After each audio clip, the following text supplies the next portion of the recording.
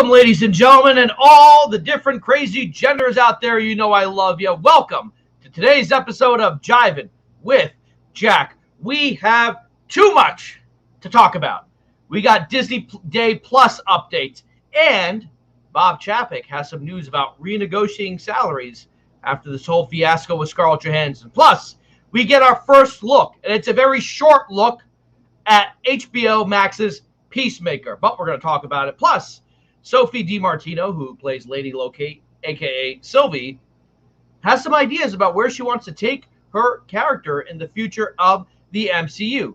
Then, we're going to take a look later tonight about Denzel Washington and Joel Cohen reimagining Macbeth.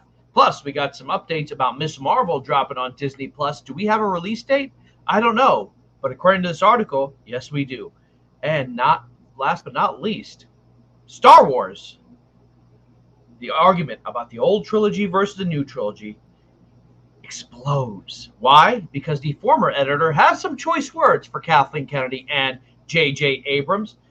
And we'll talk a little bit about Dune. Dune's doing pretty well at the box office. And if we get enough time, Ric Flair, woo! Boy, is he in trouble. I mean, what he did sounds like something Ric Flair would do, but he went too far. And we are going to talk about the infamous plane ride from hell. But to help me do this, the new host of the new show, Lean On Me, check it out Monday nights at 7:30 Pacific, 10:30 Eastern. I want to say 10:30 p.m. Eastern. This is why I should write things down. The host of Lean On Me, my friend, Austin Lean, 316. That's Austin's forehead. Austin, are you touching this? Shoot! Oh God, I'm so sorry. What's up, everybody? How you doing? My bad. It's been a long couple days. Been doing a lot of streaming. Shut up, Mom. Anyways, what's up, Jack? How you doing, buddy? Good to see you. I'm doing pretty good. I know who Telly Savalas was, baby. Telly Savalas. That show, Kojak. Yeah. Oh gosh. What is up, man? No. That was just a little opening joke. Austin, you got a little something white here where you need to powder. Oh God, no. I'm pretty all over the place. I've been doing a lot of streaming these last couple days, and it's all starting to mesh into one big cohesive 72-hour day.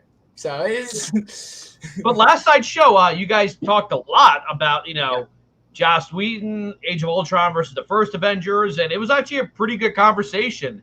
You know. Yep. Yeah, Gavin Cooley was there. Yeah, Gavin Cooley was there. No sleep. Bad ideas, but that's okay. Bad opinions. I'm with Gavin at this point. I'm no sleep only stream. But yeah, no, man. Last night was a lot of fun. Lean On Me has been doing really, really well. I can't thank everybody enough for tuning in and watching and supporting the show.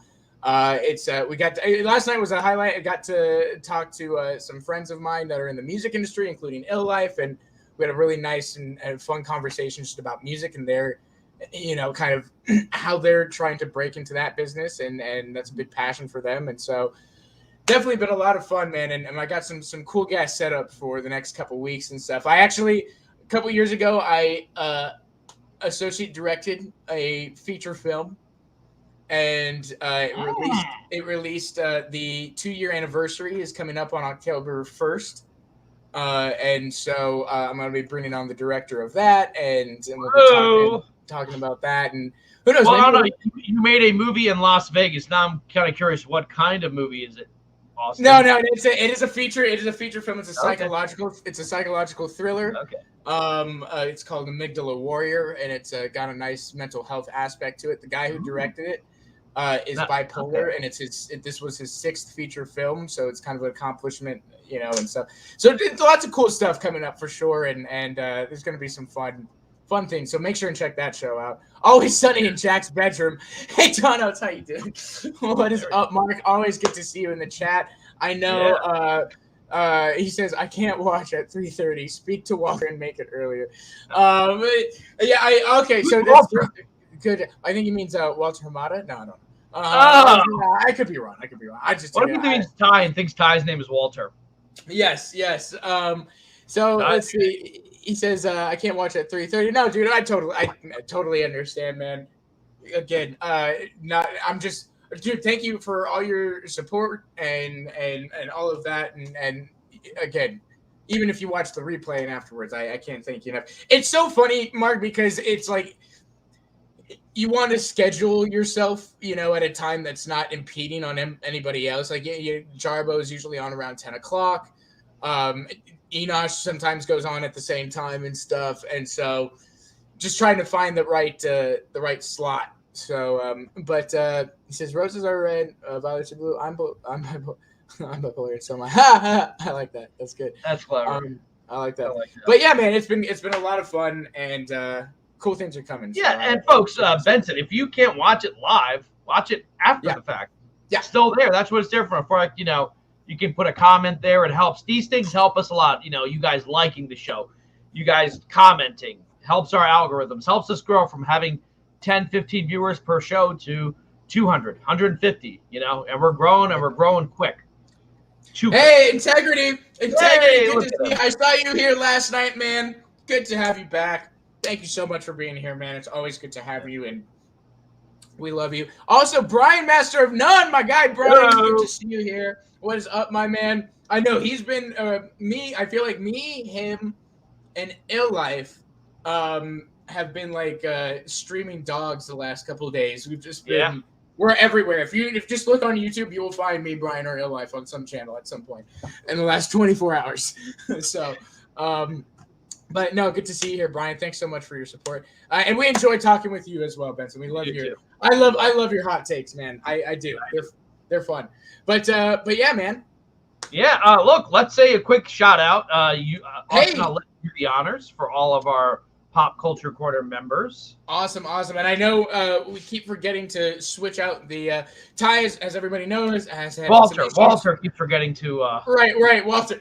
As everybody knows, Ty, aka Walter, aka Zack Snyder, aka the Boss Man, has had some issues with his computer the last couple of days and stuff. So we haven't been able to like really, dabble up the streams or anything like that, but that's okay. We know you guys understand. And we want to give a shout out to our members as always, because you guys are the lifeblood of this channel. You make all the things that we do happen. And so thank you, Saggy Melons, Benson's, Prakash Swain, DC Talk with Extended, Adam Silvestri, That One Carlos, Resident Justice, Billy Robert, Nick Carr, John Rodell, Justin Hines, Kinky Sphincter, Caden Reed, Sean Adame, Nick DePalma, sorry, my bad, Jack S, T Rob, Alien LV1023, and I know Roblox is not on this one, but Roblox, you're in there in my heart, in my mind, and I think about you when I see this list. So Roblox, shout out to you as well.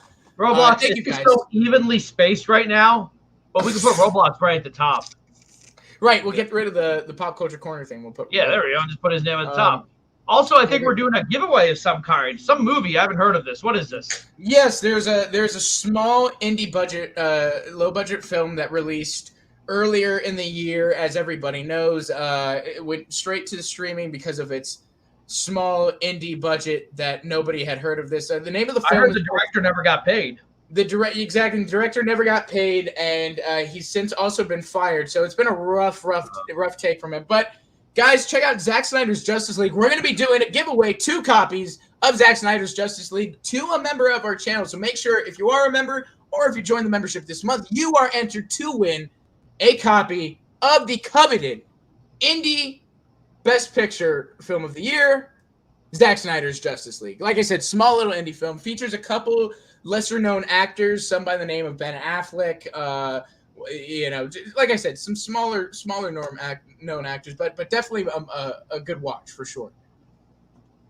Yeah, I mean, all joking aside, best comic book movie to come out this year, in my opinion.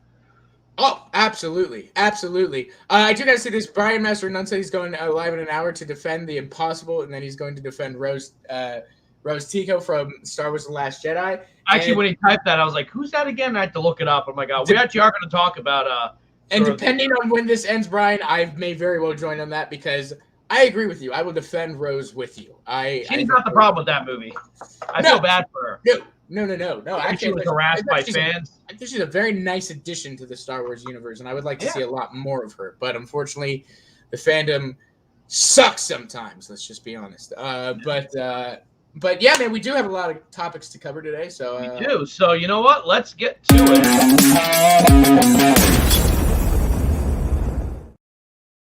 So just as we went on air, we got a little bit of announcement regarding Disney Plus Day. Apparently, it's going to be November 12th.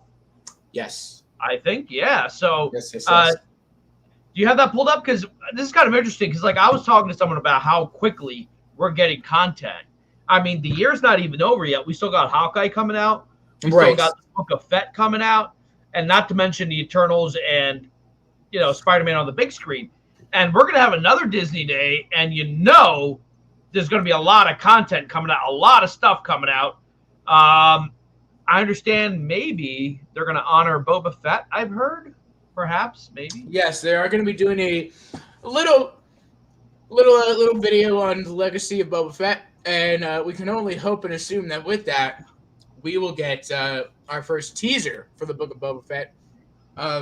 So I'm super excited for Disney Plus Day, man. Come on, Star Wars, Marvel. Also, too, I didn't see Jungle Cruise, and I heard good things about it, so I'm actually going to watch Jungle Cruise once it's on there. Probably I'll end up rewatching Shang-Chi once it's on Disney Plus. Definitely. It was a good movie, and definitely a lot of stuff to look forward to, man. This is a smart move on Disney. I've been saying this for a long time. Disney's gotten to a point now, and we've seen it, right? The last few years, they've skipped out on Comic-Con. They basically can do their own. PlayStation and Xbox kind of left E3. They're just going to do their own. Exactly. And here we go. DC fandom, right? Yeah. You have. So, yeah, man, this is kind of the logical next step. I think it's a great way to excite the viewers and the fans. I'm definitely looking forward to it, man. What do you think? I'm excited, too. We got a list here. Home Sweet Home Alone, which I believe is a crossover between Sweet Home Alabama. Nope.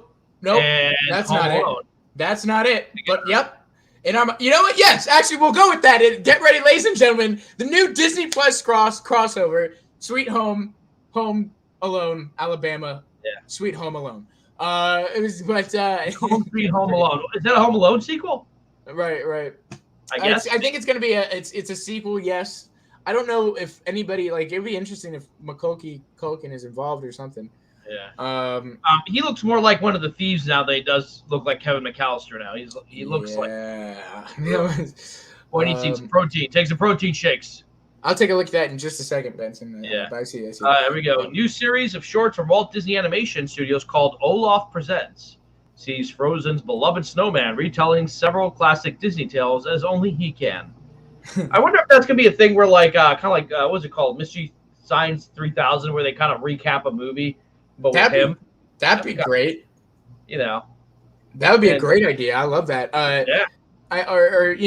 Look, Olaf is a popular character, man. I actually, that's the one thing I like probably about the Frozen movies is his little character is fun. But didn't he also die? Spoilers, or melt? Should I say? I see the second one.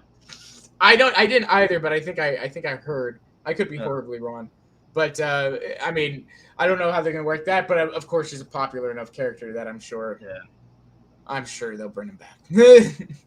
All right, so we're going to debut a fan favorite shorts from Walt Disney Animation Studio, including Frozen Forever, winning shorts Feast and Paperman. Okay, an animated short film, Ciao Alberto, from Pixar, featuring characters from this summer's animated breakout hit Luca. I did not see Luca. Did you see Luca? I did know. I did know. I did know. No, I did not. No, you did not. Well, here's something people are excited about. The first 5 episodes from season 2 of The World According to Jeff Goldblum. I want to see that. Okay, so I watched the first season. That was fun. Yeah. Man, anything with Jeff Goldblum is great.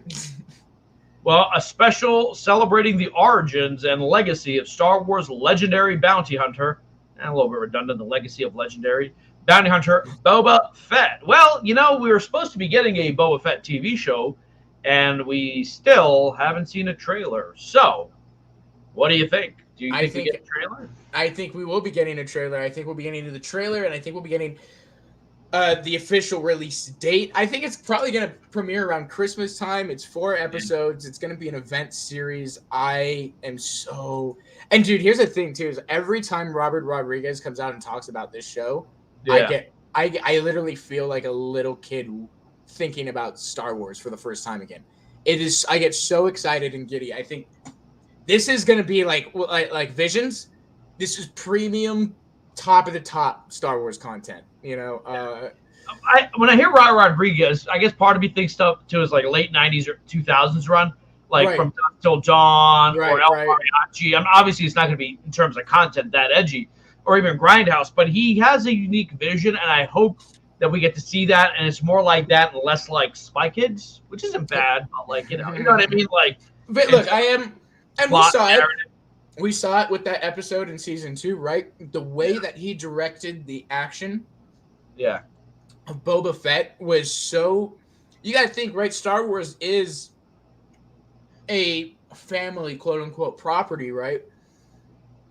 Yeah, and he still directed that with such brutality and such. Boba Fett was violent. He was brutal, and he was everything that I ever expected Boba Fett to be at Prime Boba Fett. And so you guys were talking about this a little bit last night on Lean On Me. You know, if they do Moon Knight on Disney Plus, will it be Disney-fied? Will it be toned down? Right. And then someone, I've got the name of the guy who's next to you, talked about, well, I like the Netflix stuff better. The Netflix stuff. And, you know, that's a good question. Like, will they let him come? Again, I don't want an R-rated Star Wars. That's what they did with Star Trek. They made new Star Trek R-rated, which is not okay. But like, I wouldn't mind an R-rated Star Wars. I'll say that straight up. Yeah, look, dude, I wouldn't mind like a Sith-centric something where like I see some people get chopped in half. Chopped in half. You know, like. Well, you know, in the first Star Wars, they showed blood. You know, when Obi-Wan is in the bar, you see like a missing limb and blood off of it. You know, they didn't have PG-13 back then, and I'm okay with that. What is Dope Sick? An original series. Ooh, a series starring Batman himself, Michael Keaton. Yeah, so that's going to be going to straight to Disney Plus Star in Europe and the other markets that it's out on. However, it will be out on Hulu here in the U.S. Dope Sick is a series starring Michael Keaton about the opioid pandemic and OxyContin. Oh, okay. Very, very interested in watching that. And that's going to be Barry Levinson is directing it. Okay. Yes, Barry Levinson, Michael Keaton. They have a really good cast. Peter Skarsgård. Yes, definitely going to be a good show. That's a big show. Keaton's headlining it and stuff. So. And it's going to be launching in South Korea, Taiwan, and Hong Kong. Well, Taiwan, our prayers are with you as long as you exist. We hope you make it through it. Yes. That's a little, if anyone knows what's going on over there. But yeah, that's cool. So Hong Kong, Taiwan, South Korea, Asia is a huge market. Does China have Disney Plus yet or no? I do not know. Actually, I have a feeling that might be more challenging. Probably not, honestly. If Shang-Chi's going to Disney Plus, I don't know. But they might. It's not available in China, and what I'm reading. At the moment, it may not be available in China. There are no media plans. I mean, I imagine eventually they will, but it would have to be a very modified version. China has like a center for like culture and arts where they basically censor things they don't like. Right. Or they show it to you. So they'd probably be like, get rid of, Finn and all that stuff. And here we go. Gavin Cooley says, I just want more from Dave Filoni's team around these shows because they feel the most like Star Wars to me. Mando Season 2 felt like I was being transported to the original series. Agreed. I agree, man. Dave Filoni. Agreed. Yeah. But, speaking of Star Wars, the CEO, Mr. Robert Iger, we just talked about this right before we're going live. The talent deals are undergoing a reset after the Scarlett Johansson lawsuit. Yeah. So for those who have, I guess, maybe forgotten that Scarlett Johansson was supposed to get a big cut out of Black Widow, and because of this dual release on Disney Plus and in theaters, she didn't get what she was supposed to get, and she has now broken up with them. And this is what Bob Iger says. We've got a deal that's conceived under a certain set of conditions that actually results in a movie that's being released in a completely different set. So there's a bit of a reset that's going on right now, and ultimately we'll think about that as we do our future talent deals and plan for that and make sure that's incorporated. He wrote that's incorporated. But right now, we're sort of in this middle position where we're trying to do the right by the talent. I think the talent's trying to do right by us, and we're just sort of figuring out our way to bridge the gap. That kind of reminds me of like a politician not really wanting to answer a question, but that was a really long, wordy quote. Yep. Yep. I mean, look, you can only imagine, I'm sure, what some of these actors, I'm sure there was probably a conversation with Simu Liu and his contract, with how things were going to go down as well. We're in a different environment. We went all of a sudden from 1 year, these movies almost to a guarantee making $800 to $1 billion, $800 million to $1 billion to now Shang-Chi is going to overtake Black Widow. Yeah. But it's only at $300 million. Yeah. Still a lot of money, right? Still a ton of money. Not near where it was a couple years ago. And so there's a massive shift in that these guys set up contracts with them to do these movies for years and years in the idea that nothing was going to change. Like theaters were going to be thriving and stuff still. And that's just not the case. And so I think that's probably the best decision for them is to relook at negotiating and stuff, getting ready for lawsuits from everybody. That they're worried like last winter they're going to have another surge as the weather changes of the pandemic, and I'm like, God, I hope not.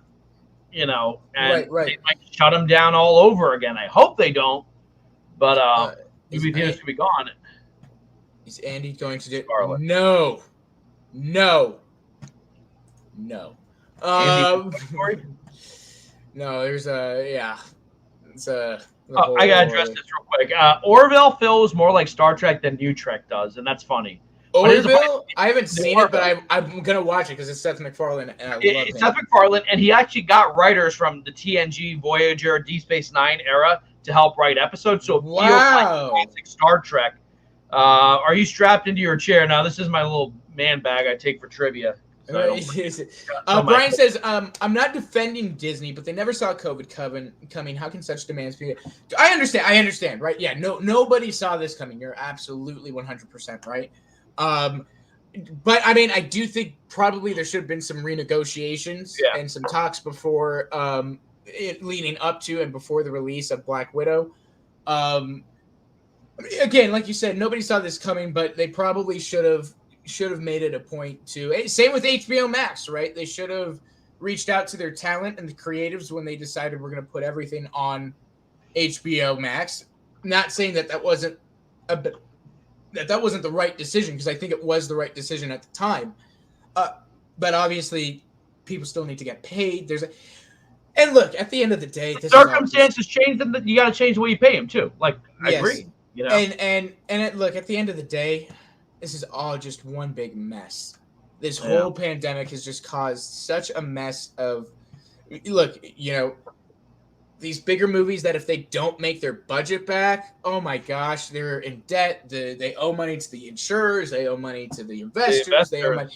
It's an absolute mess. So, I can only hope for the best and that things work out, because I hate to see the talent and the studio be going against each other. That's not a good thing. And this is the first time we've heard controversy on the Marvel side of Disney. Yes. Marvel's Disney so far, when did it happen? 2010, 2011, have had a pretty good ride. And the only controversies have been with people like Joss Whedon, which happened, outside of Disney Marvel. Yes. Buffy the Vampire Slayer, Justice League. So they themselves have been pretty insulated from like any kind of controversies. And this is really the first one. And it's also like, I can see both sides. I can see Scarlet saying I was supposed to get more money. This is not what was promised. But I can also say Disney Plus saying, what, you want us to only put it in theaters and people risk themselves to go see it? You know what I mean? Yeah. Let's see. I love this. Are you going to see Ridley Scott? Abso-freaking-lutely. Okay, first of all, what's up, Anthony? Good to see you here as always. And yes, I am, dude. I'm a massive Ridley Scott fan. I'll watch anything that guy does. I've watched almost everything that guy has done. He's one of my all-time favorite directors. And also, I love anytime he does historical. I even loved, and I know it wasn't well received, I even loved his take on Robin Hood with Russell Oh, Crowe I and didn't Kate see Blanchett. that. I actually Really liked this good. movie that got crap, the Kingdom of Heaven. I thought that was decent. It wasn't historically accurate, but I thought it was a great movie. I What about freaking the love that Crusaders? movie. Yep, I love that movie. I have it on Yeah. Blu-ray here. But now see that movie is very bad. The theatrical cut, the I've seen director's the cut. director's cut, yeah. Wow, the director. It's very much like Zack Snyder's, Batman versus Superman and all that. Yeah. But yeah, Anthony, definitely gonna see that. I think probably I know. People are gonna probably, and it may take me maybe like 10 minutes for me to get over the hairstyles of Ben Affleck and Matt Damon. Yeah. But look, those two are so good actors, and I love the story, the idea, like it's a true story. It's got the good friend versus friend. Is the story true? I'm all about it. I'm all about it. So yes, I'm definitely seeing that. And yes, I agree. Robin Hood is another one that the director's cut. I did not see that. So good. The director's cut. And as if you guys know Ridley Scott, he's kind of infamous for having director's cuts, and them being better than the theatrical. Integrity in the chat says, I'm looking forward to going back to theaters. Halloween will probably be the film that gets me in a theater seat. That's awesome, man. Me and Jack were just talking about. I'm gonna go see it. Yeah, we're just talking about we're gonna get our friends together and go see it when that comes out, because that is also going to Peacock, I believe. So yeah, please don't watch one. Yeah, that's one I want to see in theaters, man. I want to see it with my friends. I want to get scared and laugh at the good funny kills and all that. And definitely, I'm excited. I don't believe it's going to be free. I think it's part of the. Oh, you have to pay for it like Disney Plus? Well, no, okay, but no, I think it's part of the plan. I think you can be part of the. So it's not part of the free tier of Peacock. Probably got to get. I don't know. You may have to get the $9 tier to watch it. But so we'll actually find that out. I have the basic plan so Comcast is making deals all over the place. They give you Netflix and Peacock basics plans, and so I don't know if I would pay for Peacock, but I do have Peacock because I get it like the basic one with ads through. I have Peacock for free. Yeah. I mean, I do the free plan, and if something really comes out, I'll do like the $4.99. I mean, look, I own The Office on my Vudu and stuff, so I don't need streaming for that. I can. Yeah, but like it's cool. I mean, there are a lot of apps. Real quick, Benson says, Jack, it's the first time you've heard of it. I'm sure it was kept under the wraps with previous leadership. Maybe, but like so far, except for ScarJo, we haven't heard too many negative things. I mean, the closest I can think of, maybe Edward Norton was unhappy with how the Incredible Hulk turned out. Right. But so far, everything's been positive. And in today's day and age of social media, it's sort of hard to keep these kind of controversies secret. Everything comes out eventually. But maybe, you're right, maybe they kept it under wraps. Maybe there have been conflicts. And they just said, all right, we'll work it out. And Brian Master of None says, yes, the renegotiation should have happened with circumstance change. I think we also have to go back to February, March of 2020. Remember, the first lockdown was only supposed to be 2 weeks. We didn't know much. We thought, can you get it from touch? Like we didn't know much about it. So they probably thought, a couple of weeks, everything will go back to normal. And here we are nearly 2 years later. I'm thinking of renting a theater. Folks, support your theaters, man. That's a fun thing to do, man. And let me tell you, Integrity, get some friends, get your family, get whatever. Let everybody know and pack it out, man, with a few of your friends. It's a lot of fun. And I'm going to answer Gavin's question real quick. It will be on Peacock Premium, which costs $4.99. So you have to have the $4.99 month to get it with ads, and then $9.99 without ads. Or you can just go and see it in theaters. Yeah, I mean, I always encourage, and always will encourage going to see it in theaters as long as you feel safe, and as long as I totally understand too. I have a compromised immune system and stuff, and so I have to be very careful and very think about what I touch and washing my hands and all that fun stuff. So look, this is my opinion. I do think Disney should do movies for Disney Plus in the future. I do think they're gonna probably start doing that. I mean, look, they've done a couple. They did the very first day, Lady and the Tramp. I thought was fine. Right. They did, but it does seem like they've backed off. I guess, I don't know. Like Star Wars Episode 10, whenever that comes out, I want to see in theaters. I do not want to watch that. else. But I'm talking about like, okay, they had a Christmas movie come out last year called Noel. They had Toga with Willem Dafoe. That was kind of about the dog.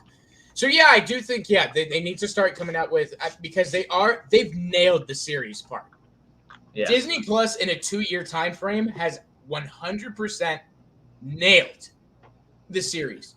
They're gonna have so much content over the next couple of years. As far as television, I mean, it's gonna be insanity. So good on them. They're set there. Yeah. I agree. They do need to start having some movies, some event films, some things to just give it that extra edge, add it up. And and look, I wouldn't mind maybe seeing in the future when you start to introduce some of these smaller Marvel characters or lesser known Marvel characters doing origins and stories again. Let's just do Disney Plus films. Let's just do 90 million budget Disney Plus films, and let's do a 90-minute film. You don't have to make the story of Ant-Man 2.5 hours. Well, yeah. Ant-Man has. I mean, there's no need. There's no need for Ant-Man to be more than about 10 minutes long. But I do think. What's up, Prakash? Good to see you here, man.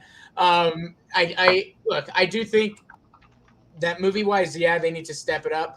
We'll see what how that like Guardians of the Galaxy special is going to be presented. If it's going to be like kind of like a short film or whatever. But I agree, Anthony. Definitely gotta get some more Disney Plus movies on there. I'm still waiting for High School Musical 4. Bring Zach and Vanessa back. Let's see them in college smoking some weed and having some sex and doing a musical during that. Come on, don't you want to see Zach and Vanessa getting it on and being like, "You're the only one I've ever done it with.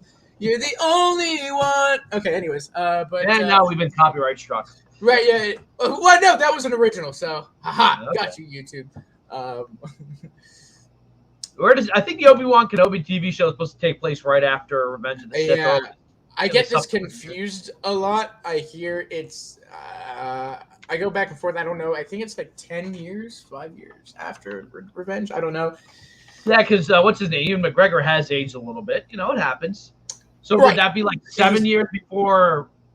He's closer to and he did mention that he's closer to the Alec Guinness portion of it. So he said that's what he's excited about, is getting to kind of lean into that. And, because when he did it in the prequel trilogy, right, he was very much able to form his own character around it and do a lot of, so this time he talked about actually, taking a little bit after Alec Guinness's parts and stuff that he did in A New Hope, which makes me really happy, really excited. Cannot wait, man.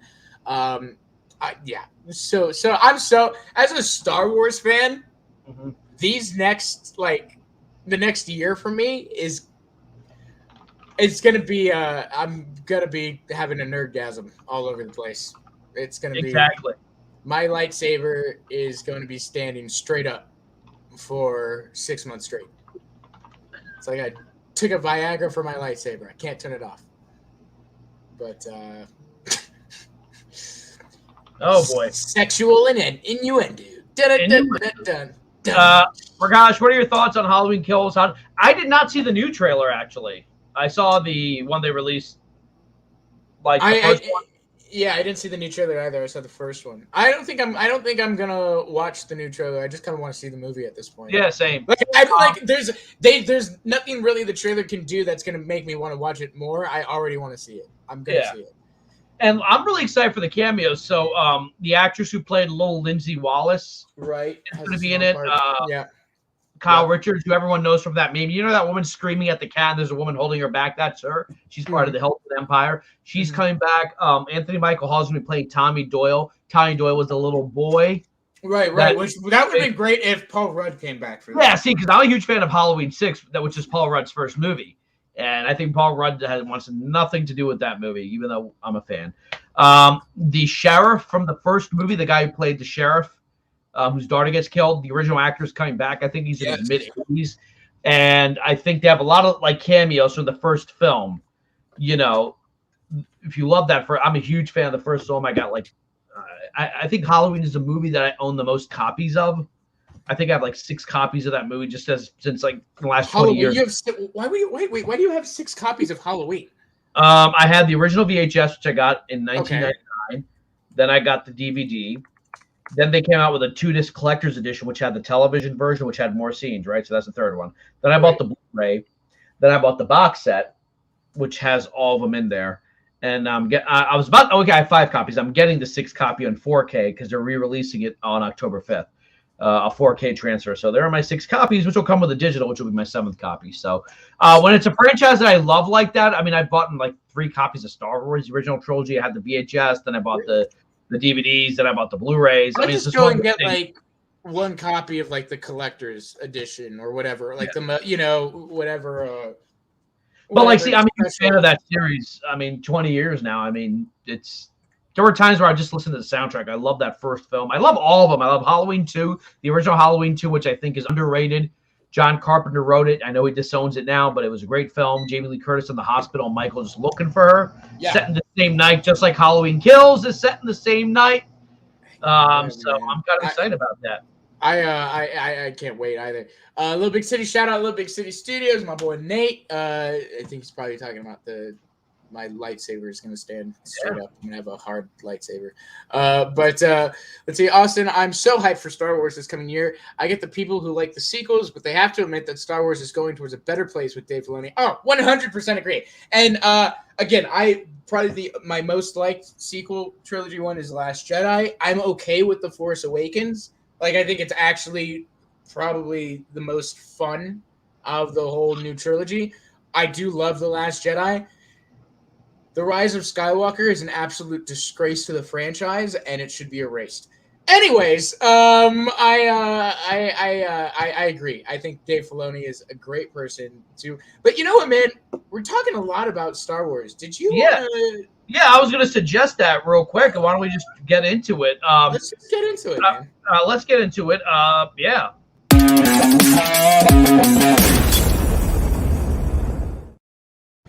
So we were going to talk about this later, but actually, I don't know why I didn't lump this all together because you know what? I'm going to keep Marvel and DC together too. But let's talk about it.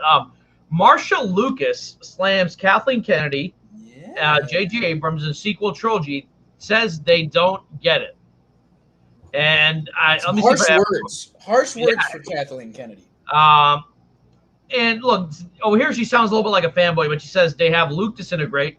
They killed Han Solo, which again I don't blame JJ or Kathleen for. What's his name? Yeah, he's been wanting to die since the '80s, so you can't give him. Yeah, he wanted to die in Empire. Like he was like, kill me in Empire, then kill me in Jedi, and Lucas is like, shut up. Yeah. They kill Luke Skywalker, and they don't have Princess Leia anymore, and they're spitting out movies every year. And they think it's important to appeal to a woman's audience, so now their main character is a female who's supposed to have Jedi powers, but we don't know how she got the Jedi powers. I'm guessing she didn't see the third one, or who she is. It sucks. The storylines are terrible, egregious, terrible, awful. That part sounded a little Phantom Menace, I'll be honest with you. Well, I think that sometimes looping the fans who don't like the new trilogy with some of the more aggressive fans, like they did it with the Snyder Cut fans. They took some of the worst Snyder Cut fans, are like, oh, this is what they're all like. They're all like this, and it's like, no, we're not. You know. No, that's why. Yeah, that's why we can directly to refer to. Honestly, the way I look at it, it seems to me like Disney. There's supposed to be a lot more movies coming out at this point before COVID, and I think they're taking some time to slow down, which I think is a good idea. I think they're excited to get the new trilogy out.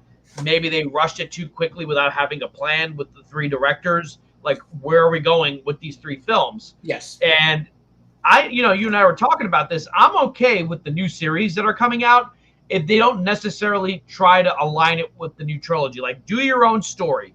Wherever the Mandalorian is going, go in that direction. Wherever the Book of Fett is going, go in that direction. Right. What's the other one? Rangers of the New Republic. Just don't worry about like making this like tying this into the new trilogy. I.e., you don't have to reintroduce Palpatine. You don't have to reintroduce the First Order. Just tell the stories you want to tell.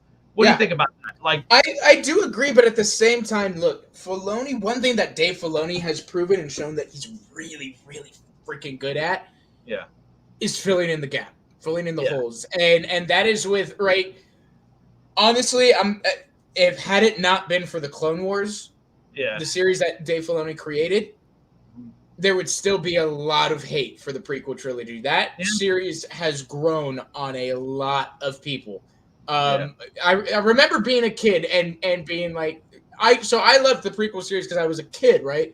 I saw Attack of the Clones as a kid. I saw Revenge of the Jedi as a kid. And when you're like 9, 8 years old, you're in heaven watching those movies. Like you couldn't get any better than that. Freaking watching Obi-Wan and Anakin fly in that style, that opening battle sequence of Revenge of the Sith, man. I mean, but then you go back and you watch them when you're older, and you're like, they have some holes. 2 is really campy and cheesy, and the dialogue is just really 1 has a lot of it's very slow and just a lot of weird characters and things like that. But you go back and you watch the Clone Wars, and all of a sudden, it gives a different perspective. It just puts it all together, man. And I have such a love for all of it now. It's not that I love what I just love all of it. To me, it's just all lore and history. And so I do agree, man. I do want to see, right, The Mandalorian tell its story. I want to see the Book of Boba Fett tell its own story and stuff.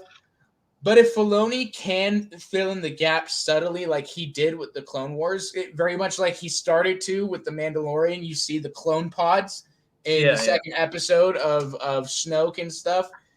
Little things like that, I think if he can begin to fill in, I think that's why he's probably the most important person for But Star do you Wars think like if they try to explain, okay, how Palpatine came back, or maybe who Rey's parents were, that might give Rey's character a little bit, not actually have Rey in there, but show what happened to her parents or who Palpatine's daughter was, or do you think they should go there, or they should just like, didn't they say Mandalorian was going to touch on how Palpatine came back? Like I remember years ago they were saying that.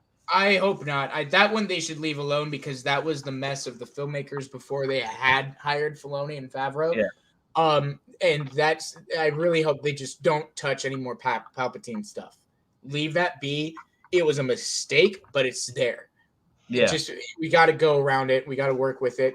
And Filoni can do that, man. He's shown that he can do that with the Clone Wars. We don't need Palpatine.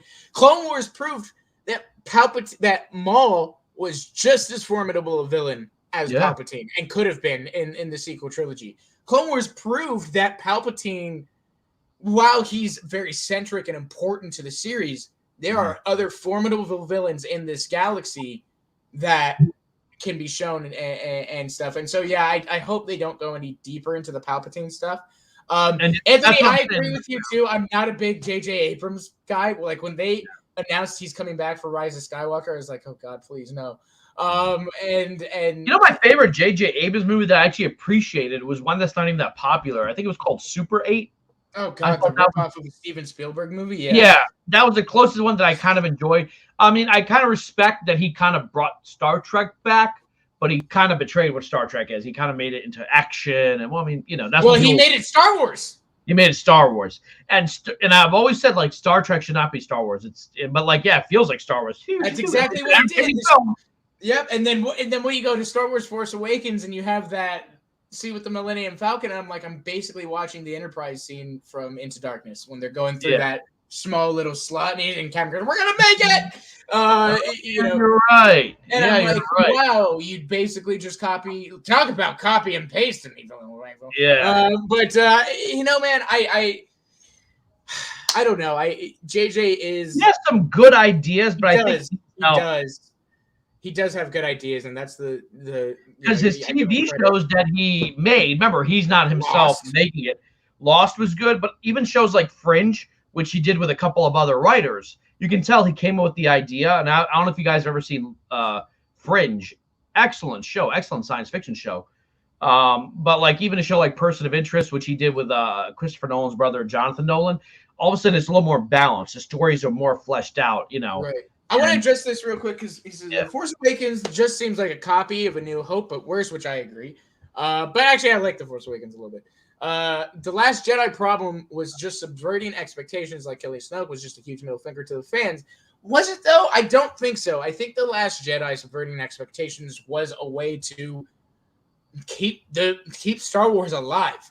In that The Last Jedi opened that door in that, okay, this isn't just a Skywalker thing. This isn't a bloodline thing. This is anybody in the galaxy could have the Force. You don't know who, and anybody could wield that power and stuff. And so, for me, what The Last Jedi did is The Last Jedi felt more like of an ending to the Skywalker saga for me than The Rise of Skywalker did.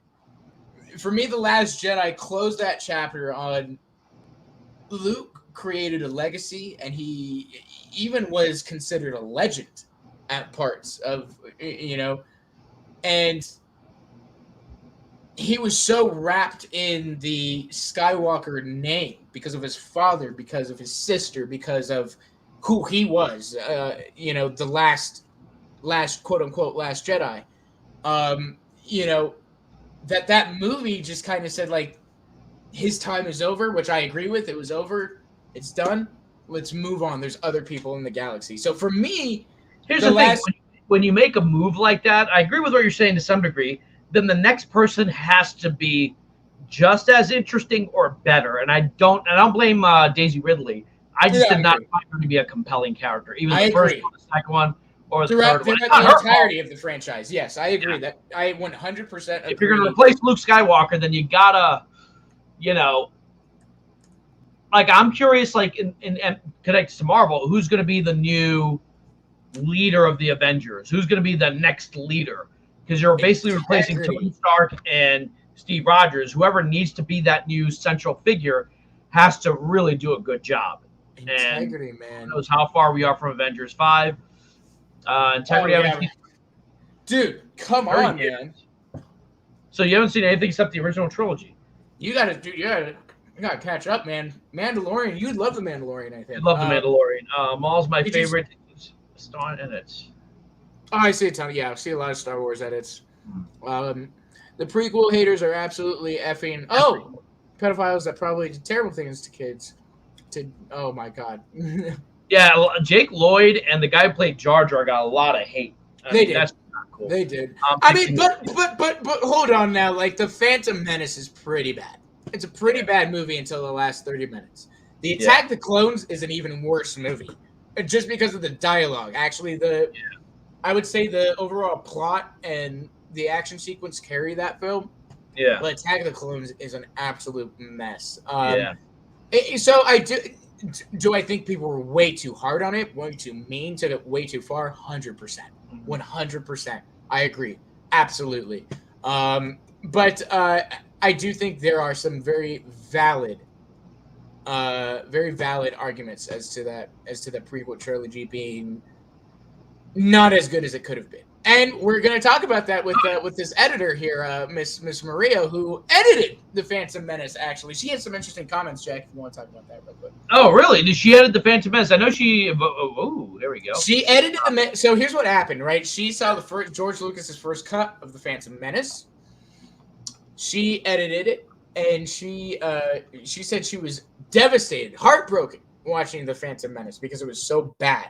Yeah. Now, this is somebody that's been with Lucas since the beginning. She knows Star Wars. Yeah, she won the Oscar for the original Star Wars for editing. She's the editor of The New Hope. She is. I mean, if anybody knows Star Wars, if you're gonna get anybody besides George Lucas, this is your gal. And she edited Taxi Driver and American Graffiti. Wow. Yeah. Hey, so good to see you, Kara. Thank you so much. And no, look, you're never late. If you're here, we're just happy to see you. Thank you so much. But yeah, no, I mean, look, I go back and forth with this article because obviously she is very close to Star Wars. And she was married to him. Married to George Lucas, Apparently she had a lot of input, from what I understand, into what George's scripts were, because apparently they were kind of all over the place. Mm-hmm. And she was the one who kind of was like his voice for like, nah, this isn't going to work. Like the original, like what George had filmed for Star Wars was just not working. That's why the studio was like, what the hell is this? And then she edited. And then Lucas has been famous for saying the movie's made in the editing room.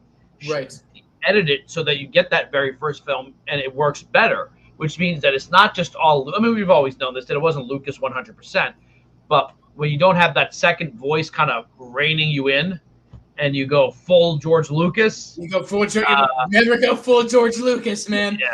Yeah. No, you're absolutely right. You're absolutely right. And it showed in the prequel trilogy heavily. obviously. So you're right. But at the same time, Kathleen Kennedy was the protege of Lucas. Yeah. She also knows Star Wars. Yeah. No matter what anybody says, she also knows Star Wars and stuff. And so I go back and forth because, look, while Star Wars may not have the same love, overall, like, general audience love that it used to have, it's still very much in the conversation. It's still very much in the movies still made $1 billion except Solo. So to say that today more people are talking about The Mandalorian and the Book of Fett more so than the films. I feel like, and I might be wrong, that Disney is going to look at that sequel trilogy the same way Warner Brothers kind of looks at the Zack Snyder films. Like, we're going to kind of move past those. Or do their best to course correct. Yeah. Yeah, course correct. So that's what I'm saying. I wouldn't be surprised that as more and more Star Wars shows come out, they might just sort of go in creative directions that would contradict the sequel trilogy. Possibly. Maybe. Rather than try to connect the dots. Right. And that's where I could see that happening. Which means Luke, Han, and Leia might have different, I don't know, maybe they'll do a time travel thing. We haven't seen time travel in the main canon yet, have we? No, well, with Rebel, there's a hint at it, and there's a part of the fandom menace that is, like, going crazy, going, they're going to use that episode to rewrite the entire trilogy, and it's going to be redone as a 3-part series on the Disney Plus. And shut up. So it's just a bunch of... it's possible and stuff, but it's not for reasons to rewrite the sequel trilogy. It was not rewrite, but just like go in another direction. And look, their best chance probably is, like you said, to just kind of move on. It's there, don't address it. Yeah. Fill in some holes like Filoni did with the clones of Snoke and stuff. Yeah. But honestly, move forward. Let's get to Thrawn. I think people are ready for the next Star Wars villain. I think that's the big thing. Do you think people are undersatisfied with Kylo Ren? Palpatine was like, why the hell is he back after he was thrown and died, and you just kind of killed the point of the original trilogy? Yeah, original film. Vader's sacrifice, his turn as a good guy. The sacrifice of Darth Vader was now literally for nothing. And all of a sudden, Rise of Skywalker becomes the most important movie plot-wise, more important than Return of the Jedi. And I'm like, I don't like that at all. So look, I think Star Wars fans are ready for the next villain. Thrawn is that. Look, people have been asking. They want Thrawn, or they want the dude from Knights of the Old Republic.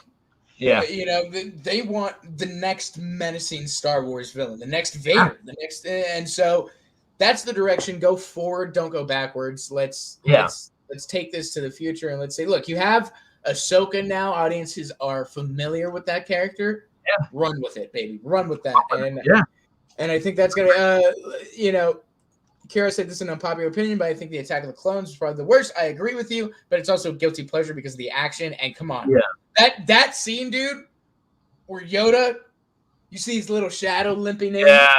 And to me, like that's kind of higher about Phantom Menace. Oh, he just dumps his cane. Yeah. Pulls out the lightsaber and stands straight up. I was like, oh, yeah. Does all the flips and so come on, like that was probably one of the most epic Star Wars moments in a movie for sure. So it does have that going for it. Last Jedi makes a lot of dumb decisions in my opinion because I get the blaming JJ for not continuing Ryan's movie, but Ryan made the decision. Look, I will say this, and I don't blame any of the directors on this. This one I do blame on Kathleen. I'll be honest. This is the one I do blame on Kathleen in that she should have called a meeting, said, hey, JJ, Ryan, Colin, here's a room. You're locked in it for the next 12 hours. Yeah.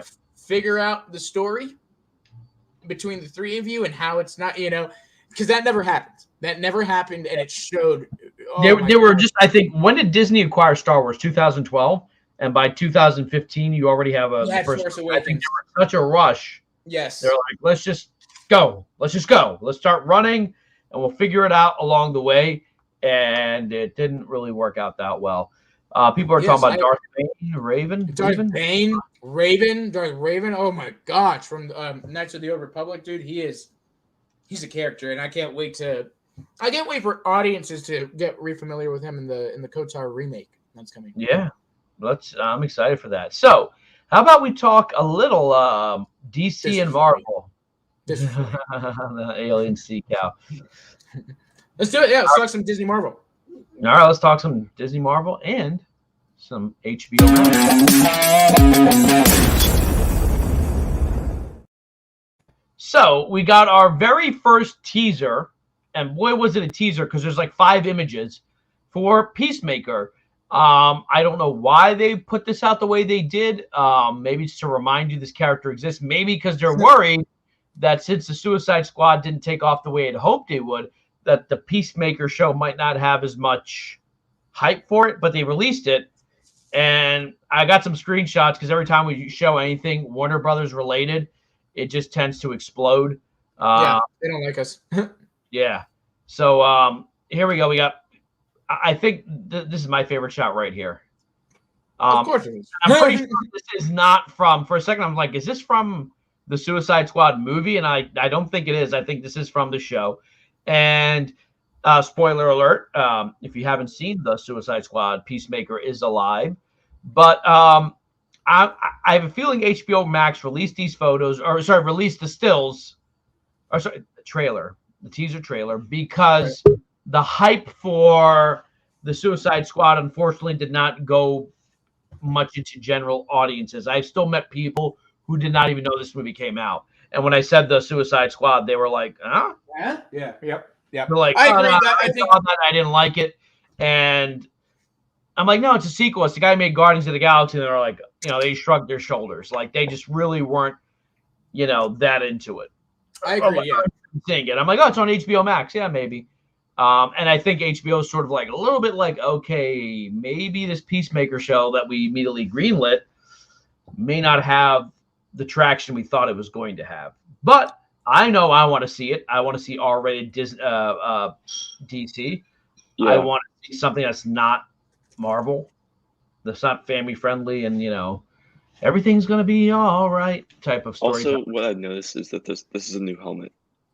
It's a new helmet. Yeah, no, it is. Yeah. And remember these guys gonna be a prequel? Got wrecked. I mean, considering. Yeah, and also Vigilante's right there. Yeah, that was our first look at Vigilante. Hey, fellas, and chat, what's up, Ambassador? Hey, Ambassador, how are you? Remember they were saying this was supposed to be a prequel, and I was like, you know what? I bet you they're saying that just because they don't want to know that Peacemaker's going to live. And the movie and also in the first image that they released last week, you can see the stitches on his neck, So I think it's definitely a sequel. I'm curious to see where they go. I wonder what he's saving the world from. Yeah, I mean, look, I'll be honest with you. I'm gonna watch it. I'm not necessarily excited for it. I'm only seeing it because I want to continue the story, not even necessarily Peacemakers. Yeah. But I do think this is gonna be one that's gonna require a lot more effort writing wise from a Gunn, because he's got to redeem this character, and this character feels pretty irredeemable right now. Especially what he did in we'll see. We'll have to see. But look, man, I'm not gonna knock it till I try it. So yeah, and I see some people saying this might be DC's Mandalorian type thing. Oh no, I hope not. I don't think where it's not like world building wise. I'm not. I don't know. Like I said, it's gonna be a challenge for Gunn in that he's now got to switch everybody to liking this character. I feel like everybody who's going to watch this show is not going to watch this show because, we like Peacemaker. We're watching it because we want to see, because we know this is technically Suicide Squad 1.5. Like this is a continuation of that story. So I would like to see something at the level of The Boys in terms of pushing the envelope, pushing the story. Yeah. I mean, it is an R-rated series. James Gunn will have more freedom over a few episodes than he will over a 2-hour movie. I would like to see, when I say The Boys, I'm saying I want that. I'm saying edgy content, edgy R-rated stuff with a big budget. That's what I mean. Right. I mean, and I thought that was funny. Hey, the car's here. Hey, good to see you, Nick. Benson says, it's hard to get excited when the star has the acting skills of a plant. I agree, man. The dude's a terrible actor, but I'll give him this. Peacemaker was his best role, for sure. It's the best. It's the most acting. It's the most acting he's ever had. This role, and I think somewhat of the role he had in F9. Yeah, he was actually. I thought in F9 he was gonna be awful. Like I was kind of worried. Like they're just getting him because they want that WWE audience. Right. And he actually was adequate. I thought he was fine. I actually bought it. Yeah, this and Peacemaker, him as Peacemaker and him in F9 were pretty good. Like I think he's finally getting it. He's getting the hand of it. Yeah, we'll have to see what he does there. With like these wrestlers turned actors, like they're not great actors. They're just good at what they do. Like The Rock. Right. They're not supposed to be like the best thing ever. Like you want to see. Basically, they're a wrestling persona. Same thing with Arnold. Arnold was a bodybuilder. He basically played the same guy in every movie, like a big tough guy who can beat up everyone. You know, that's what you want to see. You don't want him to like recite, Macbeth or, Coach Shakespeare. Land the Romans countrymen lend me your ears. I come to kill Caesar with a machine gun. Take this blood cup away. To be or not to be. I blow a top. So like, I get what you mean. Like. You don't want it like he's not a great actor per se, but like what was it? Who said it? Cooley, I think Gavin Cooley. But I can also understand like just seeing him like being Peacemaker, and I feel like this supporting cast that we're going to see. Where is it? If I can find it, that right there. I feel like Steve they're going to Jennifer Holland, Danielle Brooks. I can't remember his name. So give me an example. Have you guys seen the movie Dredd that Carl Urban did at Dredd? Yeah. Okay, so in that movie with Judge Dredd. You really can't have him like he's the main character, but he's not going to have an emotional arc. Like he's just Judge Dredd. So what you use his partner. She's the one who has the emotional arc of the story. She's sort of the pivotal character.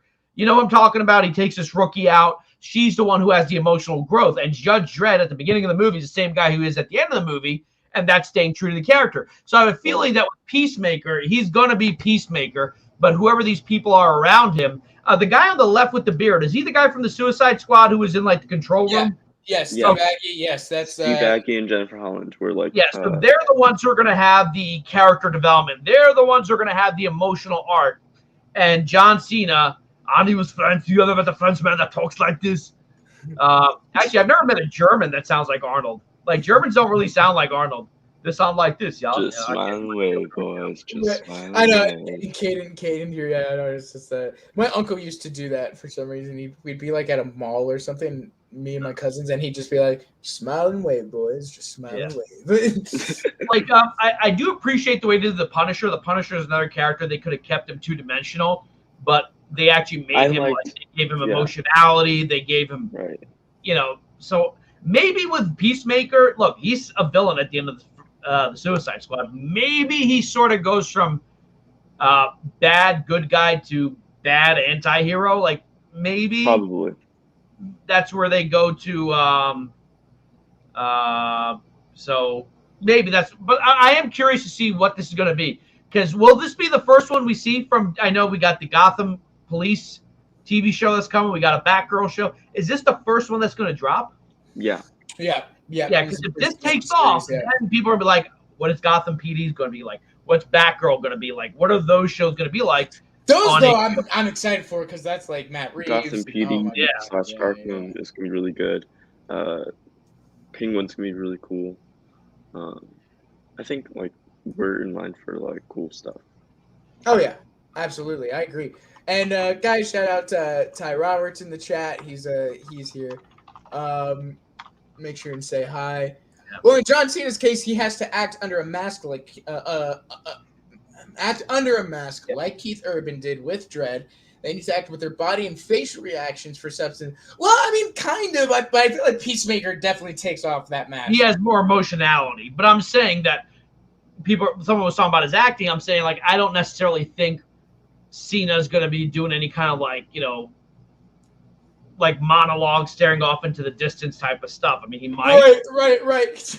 But it might be the characters around him who have the arc, and he's just going to be Peacemaker, And you want him to still be kind of a douchebag. You don't want him to become a good guy, because then he's not the Peacemaker anymore.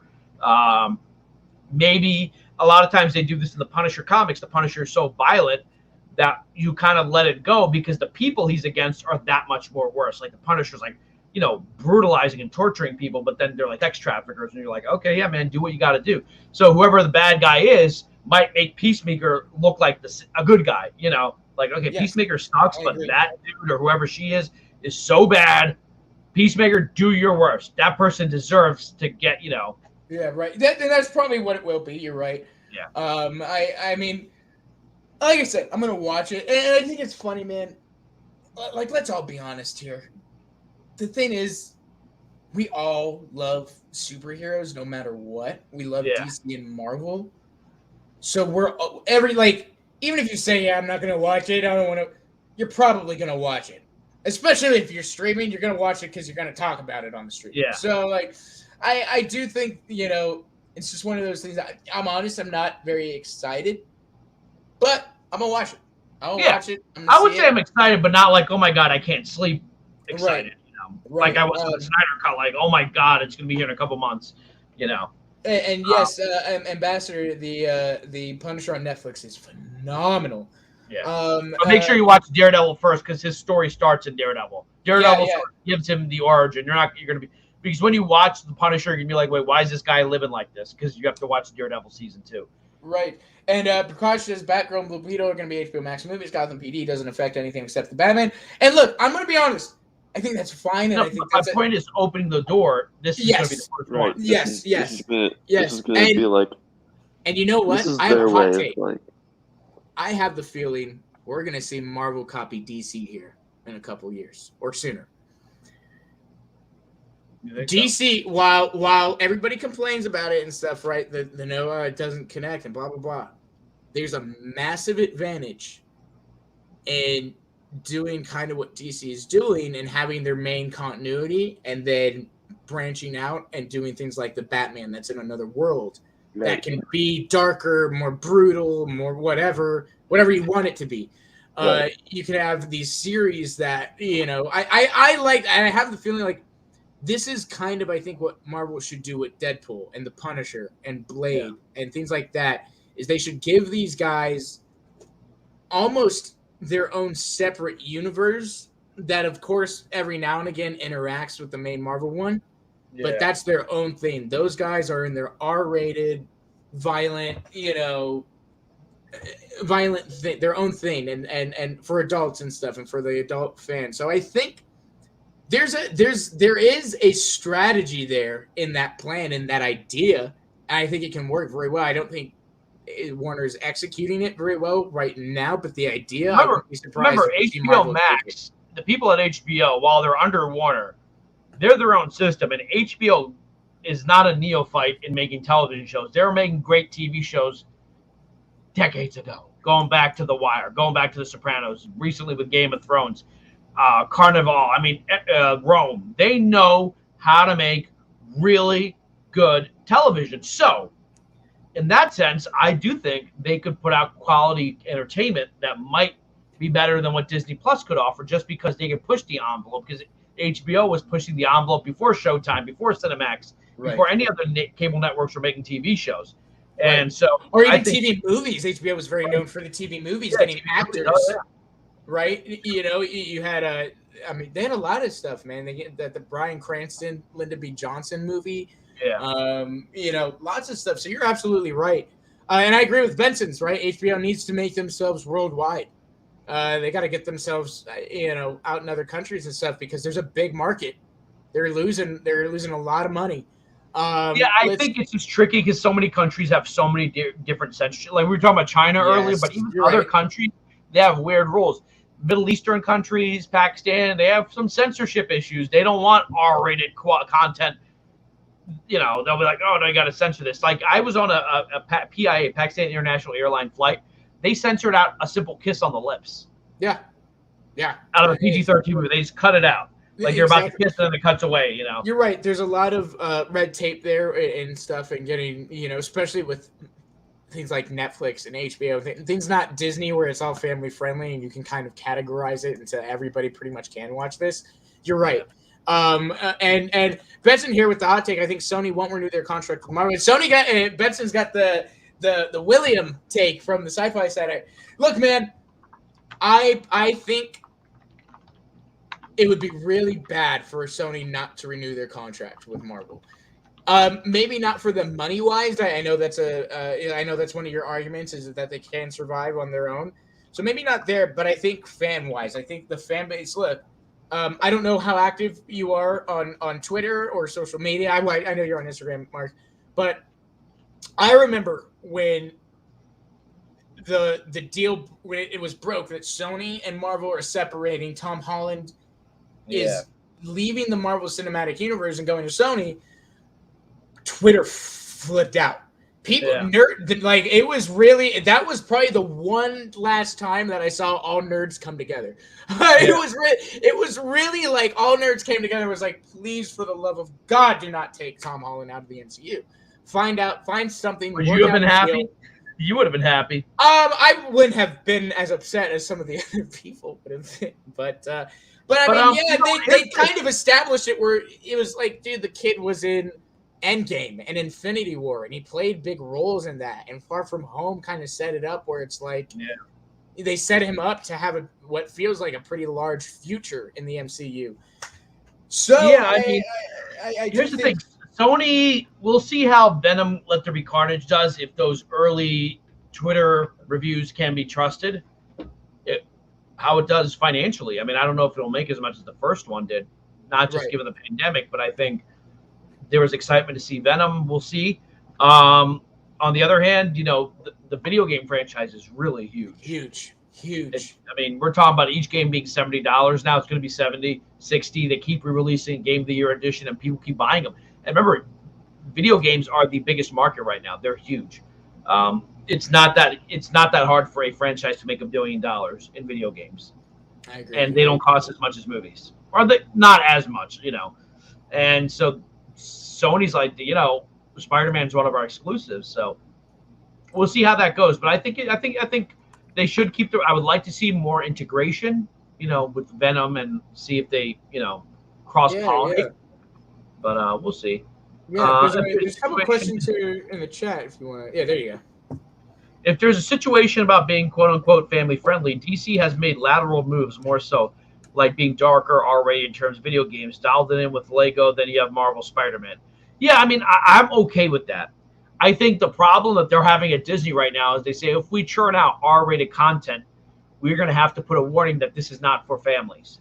And if one stupid mom or dad takes their kid to see Blade, an R-rated Blade movie, they'll be like, oh my God, I didn't know Marvel did stuff like this. And then all of a sudden everything goes to hell. So I think right now Disney is rather not rock the boat. They can give you Shang-Chi, they can give you Black Widow, they can give you Captain Marvel, they can give you the PG-13 stuff. So Moon Knight, last night on Lean On Me, check out that conversation about Moon Knight.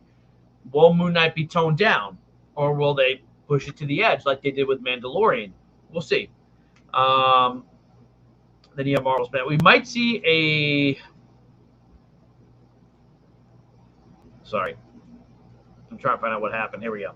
We might see a video game crossover with Spider-Man. Well, yeah, that is coming out. That's confirmed. The Spider-Man game is going to be called Spider-Man 2, which is living up to a pretty big title because Spider-Man 2, the video game which came out in the early 2000s, was a phenomenal game. And now we're back to how it used to be. Just you and me. Mano y mano. So, yeah, the Spider-Man game, which comes out in 2023, that game is going to sell a lot of copies because you got one game with Peter Parker, you got Miles Morales, which was a shorter game but a very fun game. If you guys haven't played Spider-Man Miles Morales, definitely play it. I enjoyed it. It's not as long as the first Spider-Man game, but it's pretty good. You're going to have both of them against Venom. You're going to have a Grand Theft Auto 5 situation where you're playing as multiple protagonists. I love that idea. And the fact that it's not being churned out too quickly, you're going to have to wait a good year and some change for whenever that game might not come out till the end of 2023. So it might be, 2 years away.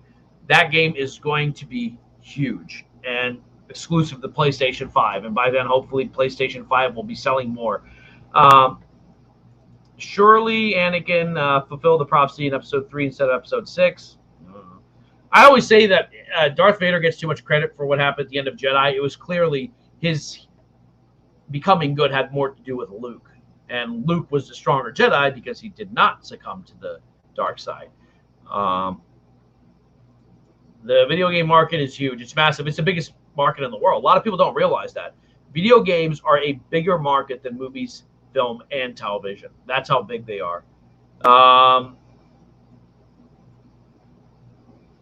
Well, is it going to be Peter Parker or how much of his Miles? It's going to be both. It's going to be both. They both are in the trailer, and they both are probably going to have separate storylines. Kind of like Grand Theft Auto 5, where you're playing as Franklin, then you jump to Michael, and they kind of intertwine. And I'm going to imagine it's going to be a situation. Could you imagine in Spider-Man 2, you got to play as Peter Parker in one part of Manhattan, and then Miles has got to swing to the other part of Manhattan Island to face a different problem, and you can switch back and forth? That could be cool. Or, you're playing as one or the other and you switch back and forth in a fight against Venom. I mean, the opportunities are endless with what they could do. So we'll see that. Don't forget Craven. Yes, don't forget Craven. I'm not a Craven person, so you have to ask. Austin's like the geeky geek. I'm like the cool geek who also, watches Scorsese films. I'm just joking. P.S. Spider-Man is their best game after Uncharted series in their initial years. Yeah, I mean, it is really good. I'm not a big God of War fan, but that's just me, the franchise. But I appreciate the love people have for God of War. Last of Us kind of got mixed reviews. Jack is the GOAT. Thank you. I hope he's talking about me and not someone else. Maybe Jack Pierre. He's not here, is he? I don't really mind it. I hope for Craven. I do want Peter Parker clones. Kane is underrated. Jack, you should do the Saturday show with TY. I am gone on Saturdays. Like Fridays and Saturdays, I am not at home at all. Like I am out. Friday night, I'm usually out. Saturday night, I'm usually out. Ty and Austin, they're the homebodies. Well, Austin is more of a homebody. But, yeah, I'm really excited about that. While Austin is taking a reprieve, let me see what we got here. General audiences, I think, who really don't care about this stuff the way you and I do, or the way we're supposed to do, I think they're whatever. They're not going to be talking about the sequel trilogy the way they're going to talk about the original trilogy. I think the sequel trilogy, in my opinion, and I didn't want to argue with Austin too much about this. I think it was a failure. It doesn't matter how much money it made. It was a failure in the same way that the first Suicide Squad was a failure. Yeah, it made $800 million, the original Suicide Squad, but it was a failure because the fans and critics were so divided over it, so much so that when you do get a decent Suicide Squad movie, no one wants to go see it in the general audiences. I think the sequel trilogy, they should do their best to kind of move away from it. If they want to take what happened after Return of the Jedi into a new direction, I am more for that. I am more excited about seeing what happens in The Mandalorian. And I don't want The Mandalorian to end in 5 or 6 years with, here comes Palpatine and Snoke and the First Order. Remember those guys? I don't want these new shows to be about that. I would rather they go in a completely different direction and they can either ignore what happened in the sequel trilogy or just pretend they never happened. And I don't think general audiences would care. I don't think kids would care. There are very few kids who love Rey and all these characters. Maybe they do. Who knows? Maybe in 5 years, people will say the sequel trilogy was actually better than the original trilogy. Those people are going to come out and say that. But when it comes to Star Wars, I would say, look, I've been a proponent of them doing a Disney Plus series with a young Luke, Han, and Leia post-Jedi. What happened after that? You could reconnect with Grogu through that prism. I think that would be much more interesting. Maybe Luke meets with Ahsoka. I don't know. Get what's his name? The Winter Soldier, Bucky Barnes, Sebastian Stan. Have him play Luke. Get the Aldrich, whatever his name, Heydrich, Heisenberg, the guy who played Han Solo. Give him a second shot. Austin said they should cast Carrie Fisher's daughter as Leia and tell that story. What's the story? 5-6 years after Return of the Jedi. What is Luke Skywalker doing? Rebuilding the Jedi Temple, and just ignore the new movies. That's what I would do. But then the new movies do have their fans, all 5 of them. Pretend bad sequels never happen. Try again. Look, I still think the Snyder Cut should be canon. They should just be like, that was the event of how things played out. It was a Snyder Cut. not Joss Whedon's version. No one's talking about Joss Whedon's version positively anymore. They should just be like, yeah, Zack Snyder's Justice League is now canon. Whether or not they restore the Snyderverse, but they should say that movie was canon, and that's where we're picking up from. Applies to our host, Jack Kirby or Nicholson, all the greats. Yeah.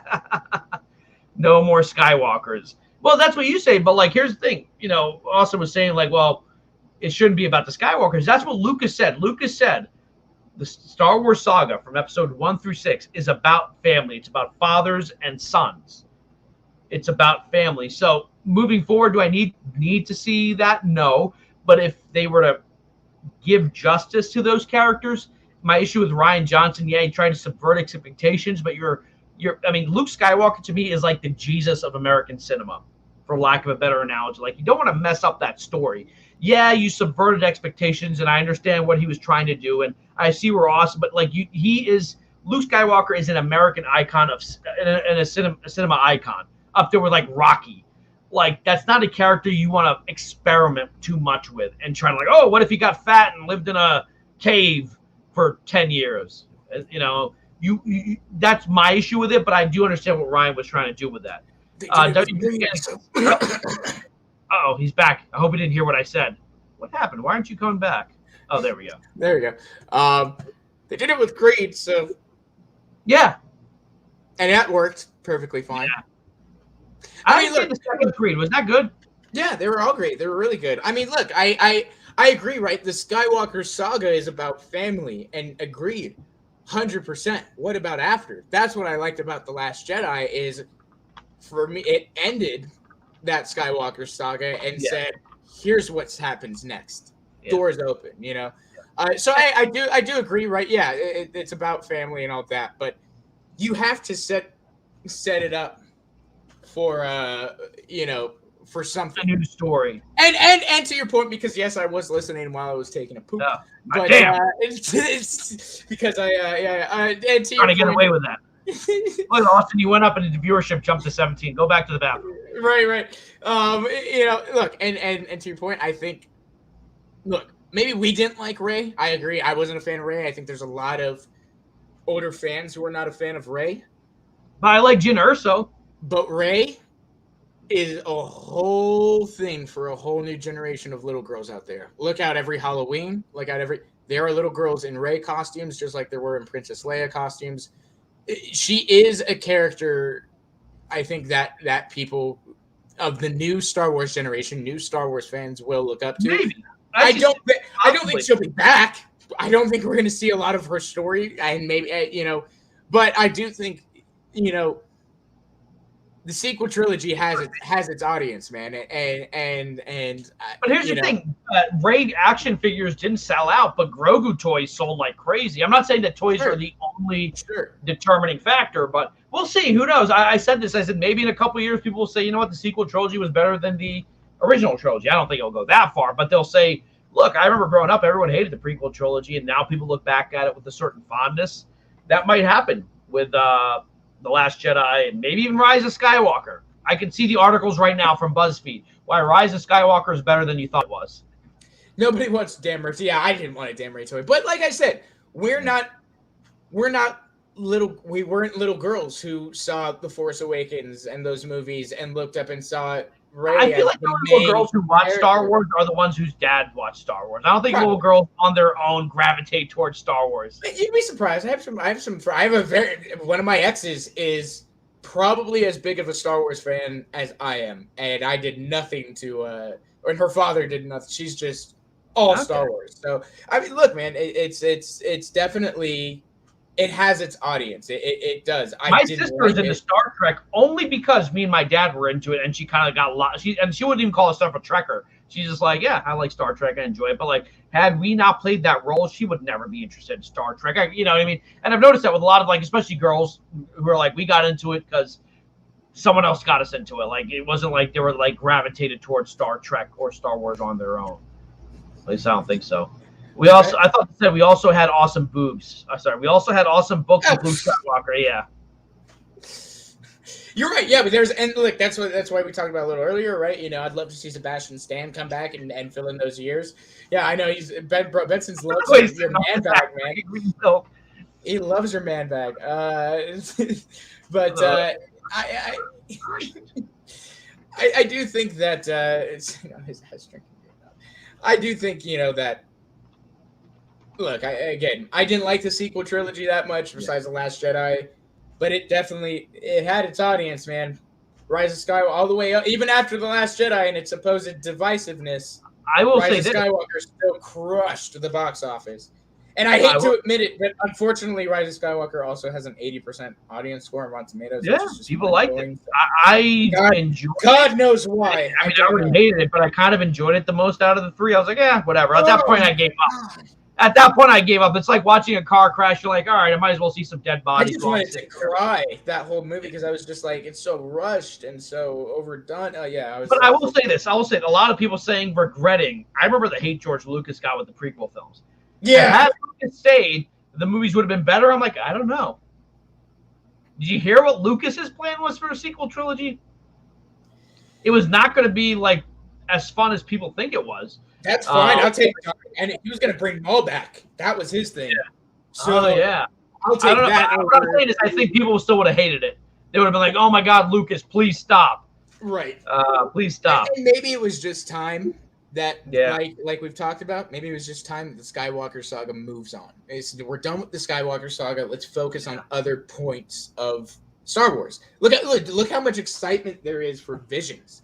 People are literally like, I not just myself, because I will be staying up until midnight to watch it, but I know a ton of my friends that are going to be up until midnight watching Star Wars. They don't give two shits about What If. They're going to be watching Star Wars Visions at midnight. So there's a lot of want for Star Wars. Oh, yeah, absolutely. And what I was saying is that I think stuff like The Mandalorian, The Bad Batch, that's what's fermenting the excitement today, not so much the sequel films. Right. Like no one's like, oh, I can't wait to see how did Rey become, or how did Kylo Ren become Kylo Ren? I think people are like, they're more interested in what the Book of Fett could offer. And maybe this course correction might be better for Star Wars. Maybe they heard their voices. They got Dave Filoni involved. They got Jon Favreau involved. They're getting different voices. And Rangers of the New Republic, is that what it's called? Yeah, if it's still happening, yeah. If it's still happening. Adam Silvestri is here. Shout out, Adam Silvestri with the $10 at the same time. That was me. You got. I know Ty. He says, I know Ty's got a lot of expenses right now, and y'all always entertain me. Keep up the great work, all best channel on YouTube. Yes. As you guys do know, Ty had some issues with his computer, and then Google. So yes, anything that thankfully he does have a job and he is working, and so he'll be getting that fixed soon. But yes, anything helps, and thank you for that, Adam. So Star Wars fans should not have been happy. That's what I was saying. Had in hindsight, in alternate universe, had Lucas made his 3 films, people would have been like, "Oh my God, this is so awful." Because he was just at that place, where, look at Nick Carr. With $4.99, I'll contribute to that. Thanks, man. Yes, and Kira, yes, guys, give the stream a like. I noticed there's a lot of people in the chat, so guys, make sure and like the show. It does help us with the algorithm. Kira new, or is she like a lean on me person? Kira, what? Is she new? He new? No. Oh gosh, I think she's. I don't know if I'm going to say she, but I think she's been around. So okay, sorry if I don't remember Kira. Right. Shows. Right, to kind of wrap up on the Star Wars stuff, definitely. Visions tonight. We'll see where that's going to go. We'll see where that will take the franchise. I think that's exciting. And I did want to address. I thought this was an interesting question. Do you think Episode 3 would have been better with an R rating? Could The Dark Knight have been better with an R rating? I don't think movies need an R rating or a rating to be good. Look, a G movie can be great. All right, it's not depending on the rating. It's always dependent on the story, and so no, I don't think they would have been better with an R rating. They maybe would have been different. But I'm one of those that, well, I personally like my my good, splash of violence and blood and gore and all that good stuff, I'm not reliant on that to make it a good story. I put that aside and stuff. And so, but that's an interesting question. They definitely would have been different movies. That's for sure. Yeah. But I mean, the Dark Knight, I think only they would have maybe added blood. I don't think Nolan was going to all of a sudden put nudity in his films. You know what I mean? Like it would just been more bloody.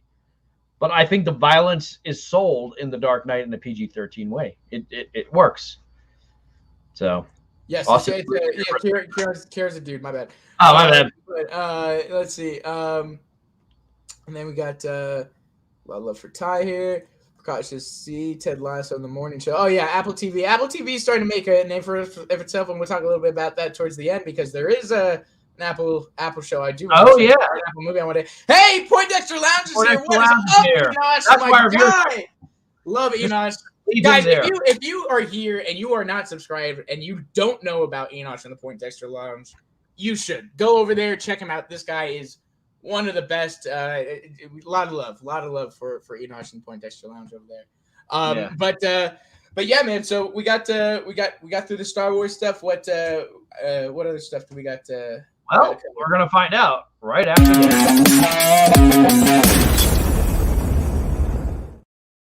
So, just some quick stuff with Marvel. Sofia DiMartino reveals Scarlet Witch team-up hopes. So, this is not like something that's going to happen, but she herself has said, and I'm going to read you her quote. If the page, and I hate when I pull up a page here, people seem to want her to see her with Wanda, and I think that would be pretty cool as well. Yeah. Sylvie and Wanda could go either way. And the article says, while it's part of the MCU's actor's job to keep details tight-lipped, DiMartino certainly gave fans enough information to be considered a tease for one of 2022's biggest movies. So, people are speculating that she may pop up in Doctor Strange. That would be interesting. I would love to see her or Loki pop up in Doctor Strange. I mean, obviously, those two are kind of, I feel like that's kind of the given, right? Loki feels like it leads right into Doctor Strange too. So I'd love to see any of those characters pop up in Doctor Strange. Yeah, I mean, I think she has been established as too interesting of a character to just be a, random character that's in Loki. Like, I think has the ability to be her own character, not just, female version of Loki. She is Sylvie. She's here. If she were to show up in Doctor Strange, or even season 2 of WandaVision, if there is going to be one. No, there's not. There's not? Okay, all right, good. Let's leave that alone. Yeah. But maybe, who knows? Spider-Man No Way Home. Maybe for I did think that that's another very plausible place. Yeah, you see her. I'm not saying she has a big role, and maybe you see her as he's going through the multiverse because she can jump alternate timelines, and she left Loki. Where is she going? Maybe she's going to go to Manhattan. You never know. You never know. This is fun in that there's a lot of guessing to be done with as to when these characters are going to show back up and stuff because we know they're vital. We know they're incredibly important to the multiverse and what's going to be happening. Mm-hmm. It's just and I really love that Kevin Feige. I think this is something that it just doesn't happen in movies anymore, and it's just this surprise of you may get a character that wasn't announced. It'll show up in these movies. You may get, and I love that. Even Shang-Chi. I don't think BD1 was on the main cast list or anything. Not in Awasakura. Saw him. Yeah, he was just there, and I was like, man, this is so fun. And so he did it a lot. Like he pops up a few times. Right, and that karaoke scene at the end. Karaoke scene. Ty needs to use better virus protection software on those lady sites. Here's a little donation. Lady boy sites. Prostack is cool. Wear it with pride. Oh, thank you. I appreciate it. Thank you so much, Mark. Ty's not going to be happy. He might return those $5 based on that comment. No. He says Benson's. You caught me. Oh, you caught me. Oh, okay. All right. But yes. That's what happens when you use a Mac. I know you guys are all Mac lovers. Hey, I know I've switched to PC, man. As far as for streaming, PC. Yeah, you're an Xbox person, Microsoft. PC's the place for Yeah. film editing, and what I used to do as far as that, Mac, untouchable. Untouchable. Connecting with Marvel, we may have a February release date for Miss Marvel. I'm going to tell you right now, honest to God, I'm not really that excited for. I'm going to watch it. Yeah. But, like, it's not something I'm like, oh my God, you know. People say to me like, dude, she's Pakistani like you are. I'm like, so what? Like, so what? I mean, I don't know anything about this character. I'm going to be very honest. I don't know much about her. I'm with you in that I would say I'm not necessarily excited. I'm interested. I know she's got a big fist. She's got the big fist, and she's gonna shove it up everybody. But I'm very interested in to see. Hold on, one thing. That comment you made about the fist. Would be something you might see in Heavy Metal Magazine. Oh my God! There we go. There it is. But no, I mean, I'll watch it. Of course, it's a Disney Plus show. It's going to connect to the larger universe. I don't really have a choice. I'm going to watch it. I just got to do this. And I really hope the best for it. I don't know who Miss Marvel is, okay? I mean, I haven't seen her birth certificate. Is she actually an American? I don't know. I'm just asking questions. But she is a total loser, all right? My favorite Marvel character is the Red Skull. That guy had a lot going on for him. Why doesn't he have his own franchise, Disney Plus? He's the best. And Thanos, I like the guy's idea. His plan about a New Deal. Just get rid of everyone. All right? Get rid of half the population, okay? There, are you happy? I love it. Let's see. Still got to see Shang-Chi. That's the debatable. The Max untouchable, I think, when it comes to. I mean, I wouldn't touch one. So when it comes to film editing, and that type of stuff, if you're in the film world and just kind of even music making, all that stuff, Mac is for me. It's unbeatable because it's portable, dude. You can take that thing anywhere. Marvel's rising doll sales have blown up since the show. Wow. Let's see. Jack, see my comment. I saw it. Right. Tyler being a little promiscuous here. Is it ladies? Is it ladies though? Whoa. We hinting at something there? See, this is what I wanted. I like Benson kind of injecting a little bit of perversion doesn't hurt. A little dude, content. Sexual. That's what I wanted for Diving with Jack. We keep talking about Star Wars. We could talk about heavy metal. I talked about my lightsaber being hard for days and days, okay? My lightsaber is going to be so hard and so, like, on all the time, it's going to be ready to penetrate anything that I come into contact with, all right? There you go. There it is. You can clip that and use it for later. Elastigirl from The Incredibles. So The Incredibles are very loosely kind of inspired by certain comic book characters. Or Mr. Fantastic. Right. I mean, he stretches too, doesn't he? Exactly. He stretches and can, make his body. Which is why his wife is always smiling. Because he flexes in her vagina. There we go. Anyways, but yeah, right. But like I said, I've been streaming for about 72 hours straight, so I don't know. Jack. There is a I thought you were talking about other kinds of dolls, like from Hasbro, from the Marvel's Rise. That's what I thought he meant. Like, the dolls that are blowing up, Oh my gosh. Hey man, my lightsaber is thicker than Luke's, so I think people care just as much about my lightsaber as Luke's. Okay, no, I think that's funny. So I know there's a popularity with the character of Miss Marvel. I haven't read a Marvel comic in a really long time, so I don't know anything about Marvel. One of those comics that kind of got the axe. I could be wrong. It's very possible. Gavin says, I don't like this character for like 20 reasons, but I don't feel like giving myself a headache. This character does very much feel kind of like dude, the original Miss Marvel was hot.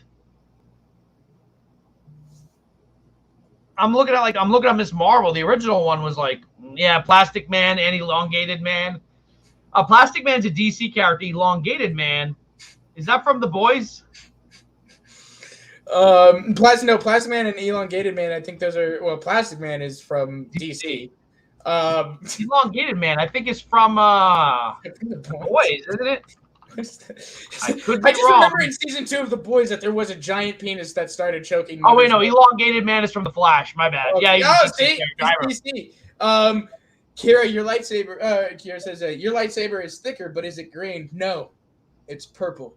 So that should tell you the. That should give away a few hints. But the Marvel, the original Miss Marvel was Captain Marvel before she changed. Oh, okay. I'm just saying, like the image I saw when I typed in Miss Marvel, I was like, damn. But right. you know. Let me check my messages here. You go ahead and do that. I'm going to show you the image of Miss Marvel I saw if I can get it. So that is Carol Danvers. Right. So here's the toys that he's talking about that are pretty popular. Which this is kind of interesting, like the way they shaped and designed her. It's kind of you still got the big fist, but it's just weird looking. It's a big fist. Like, can you see that? Yeah.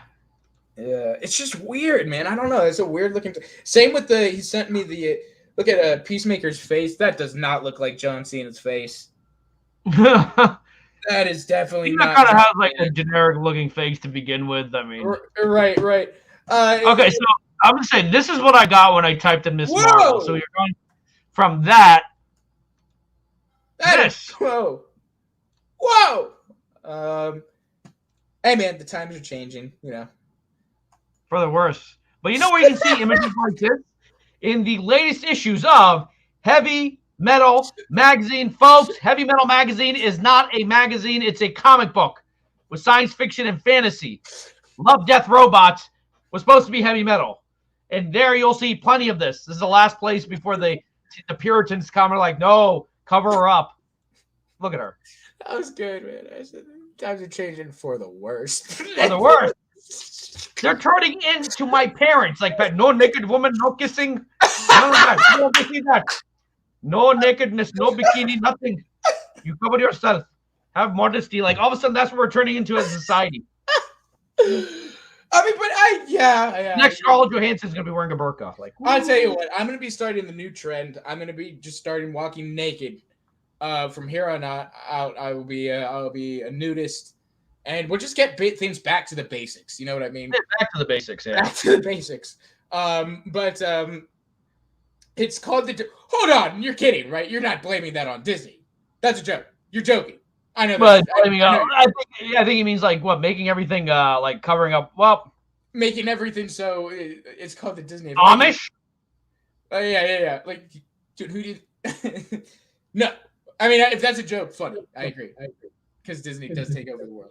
But I mean, look at what Zack Snyder, I think, kind of copied it kind of right, you know. What time you? I don't know. Can you warm this? You don't know when you're going.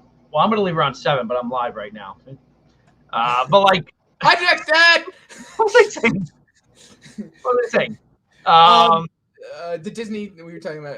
There has been a move, I understand, in the era of sort of like the wokeness to like sort of desexualize females. I understand that, but on the other hand, I'm not like I'm saying the thing. I'm not gay, and there's nothing wrong with it, but I want my men to be sexualized too. I want Thor to have like a 16-pack. I want my Batman to have bulging biceps.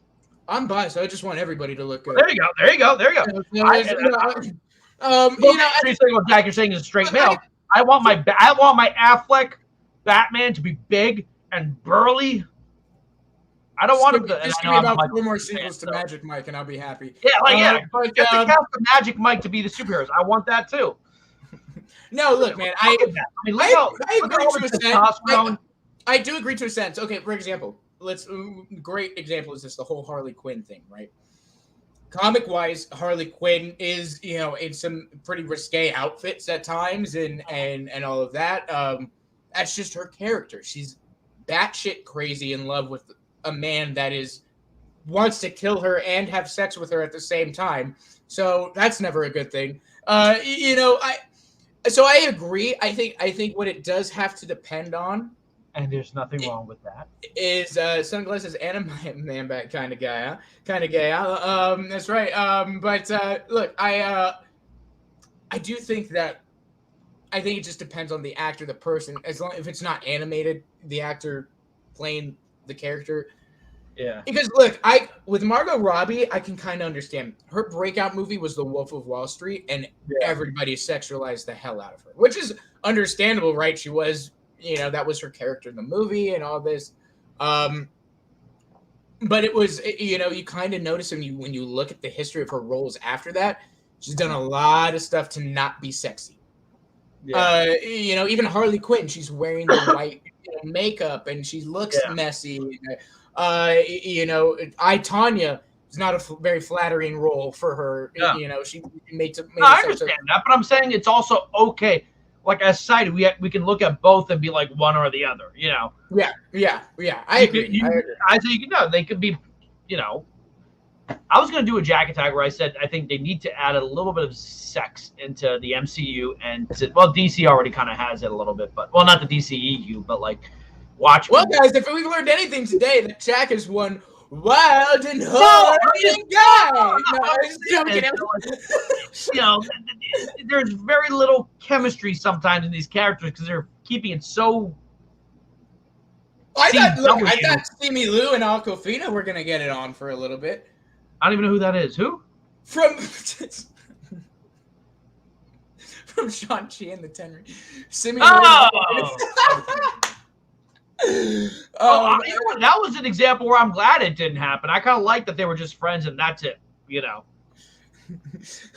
I mean, dude, look, he's a superhero right now. He could probably Well, I mean, look, Deadpool is like the perfect place to inject some sexual stuff, right? I don't know that I necessarily want to see Captain America actually getting it in with this from the man who said that he would like to have seen Cap and Scarlet get together. I mean, not like actually, I didn't want to actually. It's kind of like okay. It's kind of like this on Titans, right? The latest episode of Titans, they had Blackfire, the sister of Starfire, and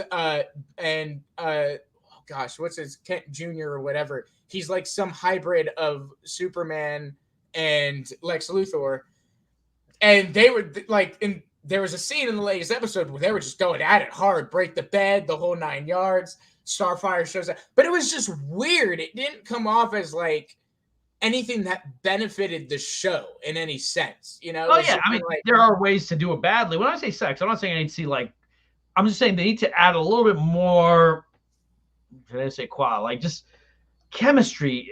I'm trying to think of one where there is a movie that does kind of have that. Yes, we are, Bensons. Yes, we are. You're referring to Margot Robbie wanting to do the Poison Ivy love interest storyline. Yeah, I'm trying to think. I'm trying to think of what I mean is I'm not saying I need to see nudity, but I'm saying did you watch The Dark Knight Rises? I got zero chemistry from Christian Bale and what's her face. No, I thought that was good chemistry. That was another one. They didn't show them They didn't need to show them having sex. They just kind of showed that scene and then. Oh, they did it with her. What's her name? Talia al Ghul. Yes. A little bit more of that. Again, they didn't show anything. It's just a before and after. That's right. Thing. That's fine. Yeah. That's what I'm talking about. A little bit more, passion. Okay. Yeah. And maybe Matt Reeves, Batman and Catwoman. There's going to be a lot of that double entendre on scene. 100% agree. That I agree with. That kind of, I'm not saying I want to watch Nymphomaniac or anything, but I'm saying add a little bit more, I saw the very first Superman. Lois Lane's interviewing Superman. She's like, can you see my underwear? And he's like, I can't. I have trouble seeing through that. Okay. He's like, pink. She's like, what? You asked me. It's pink. And she kind of blushes. Then she goes on. She's like, do you like pink? And Christopher Reeve delivers the cheesiest line. So I was like, I like pink very much, Lois. That's what I'm talking about. And you're dude, that's kind of dirty for a PG 70s. I like pink very much, Lois. Basically saying, did you like what you saw? And he's just like, I like it very much, Lois. And I'm like, that's what I'm talking about. They kind of did it with RDJ in the first Iron Man, But yeah, there is a lot of innuendo in the first Iron Man. You're right, and it kind of dumbs down in the later ones. Everyone doesn't mind sexual stuff until they present a character as gay or bisexual. then it becomes why are we forcing sex? That is true. That's That true. is true. 100% right. I recommended American Gods to someone, and he got mad at me. He's a little bit older. He was like, dude, why don't you tell me about the guy's sex scene? I'm like, there's a scene where a guy has sex with a djinn. I'm like, oh, was I supposed to warn you about that? Like, right. Yeah. He really got mad. The purple knight has risen. The green knight. Right. This one I gotta address because this is an easy answer. Would Deadpool have been good with a PG rating? No. Now that's a different thing. Where it's like when you're adapting something and you have lore, you have already established story, all that. Don't screw with that. On the same note, I don't know if I want Blade to be PG-13. I know they said the Blade is going to be PG-13. I don't want that. I want to see a little bit more aggressive. All right, everyone, let's everyone take a breath, take a cold shower, and let's stop talking about gay stuff. All right.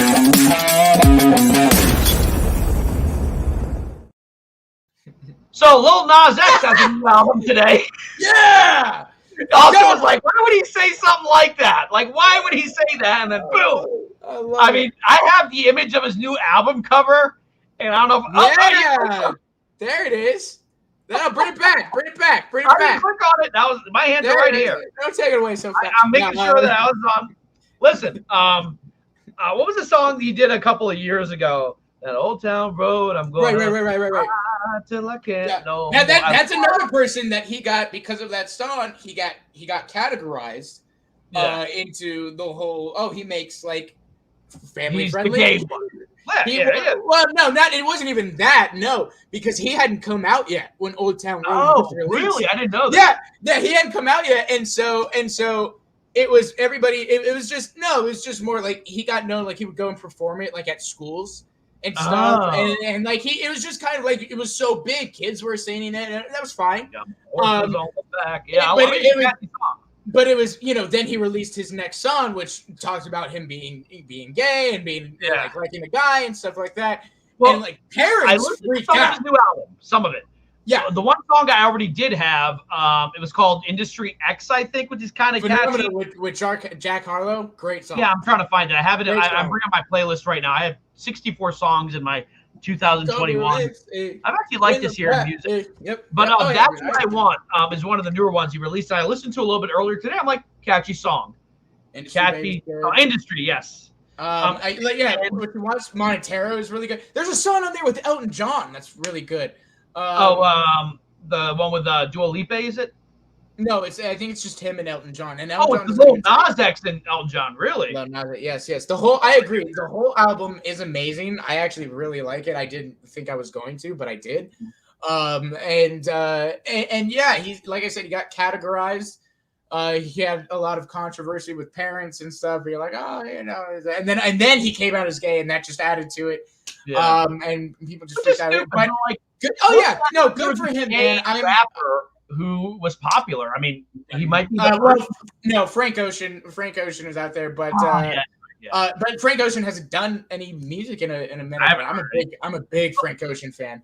But he's kind of like Lady Gaga-ing it. Like, I'm gonna be even more flamboyant. Nicotina, what's up? How you doing? Man? But like, I kind of respect the fact. I'm not saying you have to listen to his music or anything, but like, I think some of his music is good. And I kind of like the fact that he kind of pokes these bears. I said the same thing about Tom McDonald, who's on the other side of it. Like, I like that they're poking bears, and I feel like music hasn't poked bears in a while. I agree. Yeah, I like that he's poking some bears, and I like that. At least on a mainstream level. Like, you'd always say, like, death metal pokes bears, but no one listens to it. Okay. I know Caden put this in there. Frank Ocean, Tyler, the Creator. I don't think Tyler, the Creator, is gay. Well, no, that's uh-oh. I don't. Songs are good, videos not much. Huh? Tyler, the Creator, has this like play thing where he acts as if he's gay, but he's not. I highly doubt that he is. I mean, my favorite. No, Frank. Like, if he is great, but he should probably make it clear. Do you know that most of the look of heavy metal in the 80s came because Rob Halford, the lead singer of Judas Priest, was gay, but no one knew? Yep. Exactly. So he would go to these BDSM gay shops and get the spikes and the whips and the chains and on. And all of a sudden you have a whole generation of metalheads who are kind of homophobic, like, chains, whips, and stuff. And then in like 99, he's like, I was gay. And of course, Right, now right, people didn't care, but it's like, wow, so we're all wearing these studs and bracelets because of, gay culture in the late 70s, early 80s. And that's where the look of heavy metal came from. You're welcome. Yeah. Judas Priest, my favorite band. Does anyone think about Iggy Azalea? No, nobody does. What's that one song she had? The 212. What's it called? I have one of her songs that I like. Was she the one that did? Was it G6? Wasn't it G6? Like that G6. Boom, boom, boom, boom, boom. No, G6 was. I have G6. That was bottles in the ice. Yeah, that's the Far East movement. Oh God. Yeah. But that we play music on this and not like get copyright struck, just so you could hear like. I know. I do think that Lil Nas X, very great job on him and kind of like you said, right, leading the way as he's opening it up. Look, the very much like the Latino community and my community, family, and all that, in the African American community, being gay and bi and all that type of stuff isn't not much talked about or even much accepted, unfortunately. No. And so I think this is there's a misnomer that homophobia is kind of a white people thing. It's not. No, it's an everybody thing, unfortunately. It's an everybody thing. I think that this is great for him to be out there and making a statement, and I love it. I think it's great. Caden just let me know. Hollywood Reporter is reporting that there's going to be a new PR. I got the wrong article. Here we go. Disney's Chris Coxall named Lucasfilm PR head, public relations head. Okay. And then 2022, Lucasfilm is also going to do Andor and The Mandalorian, as well as a sequel series to Willow. Oh, right. Willow was written by Lucas, wasn't it? And it's apparently directed by Ron Howard. Yeah. And look, See what I'm trying to say? We're trying to talk about sex, and all of a sudden Star Wars comes up again. It comes up again. Star Wars is in everything, man. But look, I totally understand this, Marlon. I'm not black, but I am Mexican, and in that community, in the Latino Mexican community, it's not Pakistani community, same thing. That is not, over there you get killed for it. Right. Well, that's the extreme. That's the extreme. But still, like very much, like I said, black men are only supposed to be viewed as the same way. Kind of same with Hispanic men, and stuff. Like, a lot of guys are disowned from their family, or just horrible situations. So I will say I think it is more of a cultural, a cultural thing with different parts of the world. And America, for whether you want to admit or not, is kind of ahead on it. Not perfect, but kind of ahead of it. As you guys know, Teddy Riley, I'm a huge New Jack Swing fan. I love the guy. Blackstreet and Wreckin' Effects. Wreckin' Effects, didn't they write? All I want to do is zoom, zoom, zoom, zoom, and a boom, boom. Rump Shaker. That's who they wrote.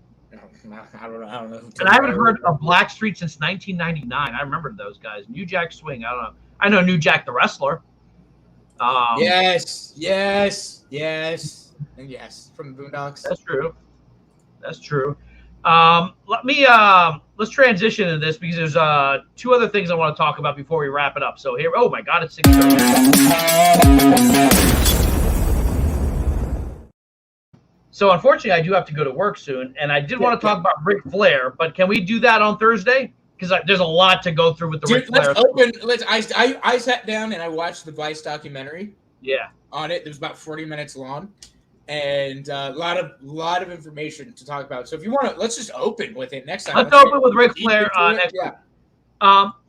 Something caught my eye. I didn't watch the trailer, but Joel Cohen, I believe, Joel Cohen, is going to take on the story of Macbeth with Denzel Washington and Frances McDormand as Lady Macbeth. I gotta admit, when you told me this, I'm like, Austin, is there any music in it? Because I would like to watch the trailer.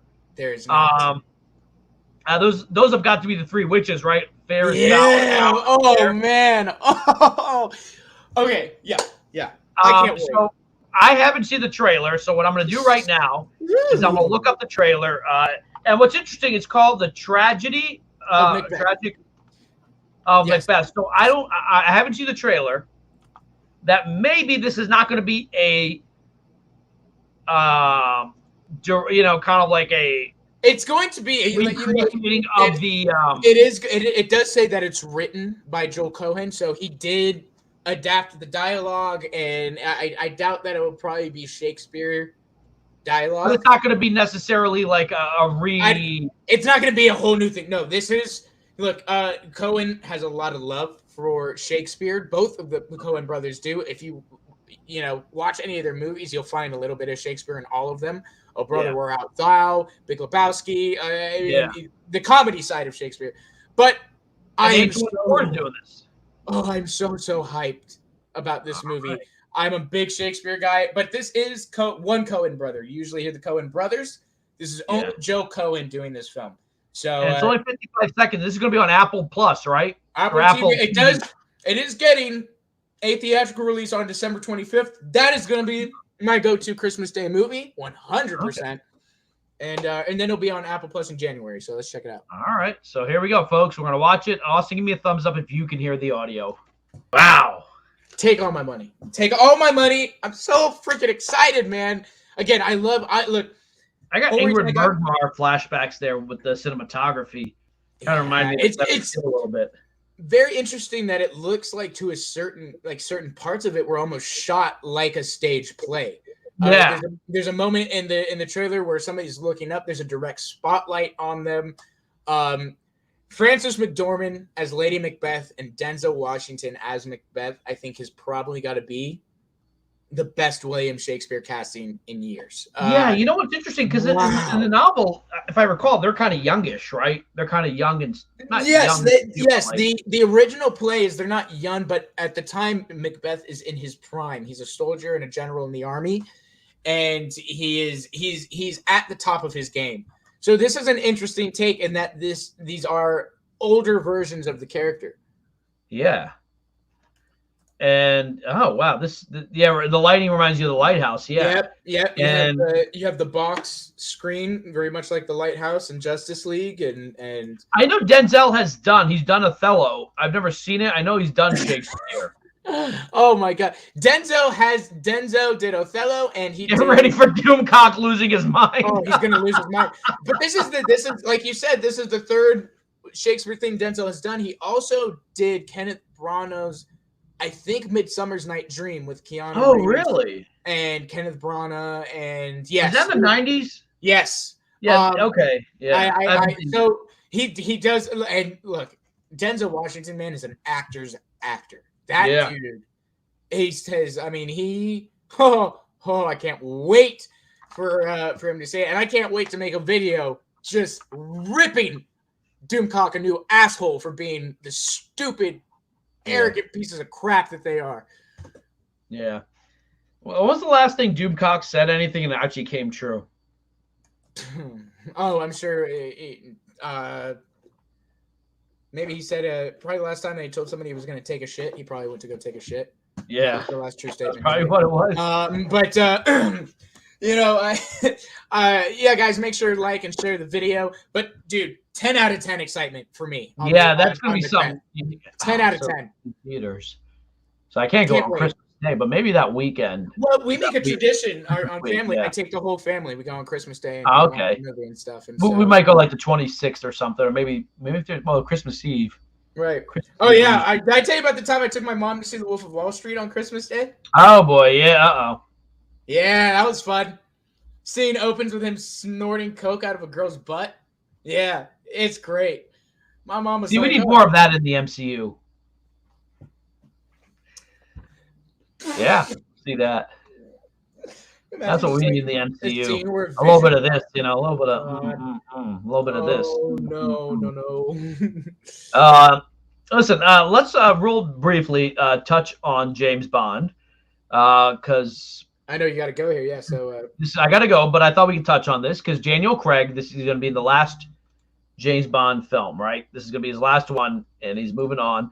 I would say it's been an interesting run because I thought Casino Royale was great. I thought Skyfall was great. I felt everything in between and around it was not. And it's not because he was bad. I just thought they were just – I felt like with Casino Royale, they really did something awesome, but it didn't live up to it. But yeah, Casino Royale was good. Quantum of Solace was a bit of a letdown for me. Yeah, Quantum of Solace, and then I think Skyfall was really good. Skyfall revitalized James Bond. And then they did what was the one we did with Blofeld afterwards? What was that called? Spectre, and then he's only done 4. Daniel Craig. Yep, and No Time to Die being 5. I feel like he's done a lot more. But anyway, this is what he said, and I can see where he's coming from. And the stupid way. Okay, Daniel Craig said that he doesn't think there should be a female James Bond iteration, but hopes to see a woman lead her own similar franchise. Now, before we try to cancel him, I understand what he's trying to say. No, I agree. Like, you don't need to make James Bond a woman. Make a female spy character. Same thing as you don't need to make Clark Kent a black guy. Look, the man, James Bond will always be a white Scottish dude because of his writing from the character. You know, it's based on the novels. The mantle of 007, and that's what I love about this new movie, is it seems like they're not replacing James Bond. You'll never replace James Bond or have, you know, like, what they're doing is carrying on the mantle of 007. James Bond still exists. 007 moves on. I love that, and I think that is 100%. I have a question. I haven't seen the more recent ones. Is James still like a ladies' man? Because I feel like, you know, in today's zeitgeist, not that I have a problem with, but like a white man hooking up with many women is considered bad. Yeah. And look, I do because do you think they'll tone that down in this one? I hope not. Like, I hope he's still like, hello, Miss Moneypenny. You know? Oh, yes. No, I think he's going to still be. But you got to understand, too, this Bond has also settled down. He's found a girl, you know, and all that. And so there's a story there, and he's not, you know, Mr. Promiscuous as he used to be. There could be another agent like 007, 008, 00. Exactly. So you have the mantle of, but James Bond, I mean, look, it'd be really cool if they did a story where let's do the agent before James Bond, the 007 before James Bond. Maybe it was a woman. Maybe he took over the mantle from a woman 007. You're seeing the movie The Rock? How dare they? That would be, I mean, I think that would be kind of cool. Have you ever seen The Rock? The movie The Rock? Sean Connery? Yeah. Have you heard the theory that James Mason or John Mason, his character is actually James Bond? That he's the James Bond who got arrested, captured, and he gave the name John Mason, but he's actually James Bond because he is a British spy who got captured. I'm like, oh, that would have been so cool. And The Rock is sort of an. Look, I agree. And that would be that's an interesting, you know, take is that, you know, that he's the older James Bond. And that's why Roger Moore became. But I always understood that Sean Connery, Roger Moore, Timothy Dalton, Pierce Brosnan, they're all the same guy. Yeah, exactly. They're not like some people said, no, one dies and the next one takes over. No. They are all James Bond. Exactly. They are all in the same way that Michael Keaton, Ben Affleck, and Robert Pattinson are playing the same Bruce Wayne. It's not like one died and the other replaced him. Right. And look, I don't disagree with this at all, Marlon. You know, actually, I am an advocate. I would love to see Idris Elba play James Bond. He's probably my top of the because he's got the swag. He's a phenomenal actor. He is just I think he would nail that role. But if they're gonna go with a white guy, Henry Cavill would be great as well. Yep. I mean, look, but I gotta be honest. I sentiment to that. I understand the statement, right? As a Latino person, as a Mexican, like I know there are certain characters that I really love. Like as an actor, I'll never be able to play it. Yeah, that's true. Yeah. And I think that is kind of, you know. Yeah, but I'll put it this way. I don't fall in love with characters because of their race. Like, yeah, I could never play Batman, but I can say I could never play Black Panther either. Right. And I'm okay with that. Yeah, I think that. I can't play Miss Marvel either. I think that's fine, but I think if it's not essential to the story, like, look, James Bond is a Scottish dude. They're black Scottish people. Yeah. It's not like listen. I've said it. I've said it again before. Make Spider-Man a Korean American and change his name to Peter Park. I've been saying it for years. Because Park is a common Korean name. Peter Park. Uncle Ben? That would Come on. be good. There is a version of it. There's an anime like Asian Spider-Man. So yeah, it's there. There's there's characters for everybody, but I do think search like James Bond. I do think people can let up. To be fair though, Iron Fist was conceived as a white guy. Right. But that's one where I think they were thinking, like, why not cast an Asian actor? But I think they probably dodged a step with the way that those scripts were written. But why can't we create original characters? Yeah, true. Hey, listen, I have a TV series that I wrote with me and my friend just for fun, just a way. And I don't deny that I have created two of the greatest female characters, action characters ever made. Dear God, I'm concerned. And they're not what you think. They're both little girls, and they're English, and they live in a post-apocalyptic. Oh, okay. Yeah. They're like 7 and 5. Right. And great characters. You are white. How about real feminism right there? Yelling at everyone. Hollywood is suffering from originality. You mean they're suffering from a lack of originality? Mm-hmm. You know what? Maybe to some degree, I think that's changing. I think Shang-Chi, a lot of people like our colleague Doomcock was like, they're only doing this to pander to China. China does not give a crap about Asians in American movies. They don't. But the movie did well. There were a lot of kids excited with Shang-Chi shirts and toys when I went to see the opening.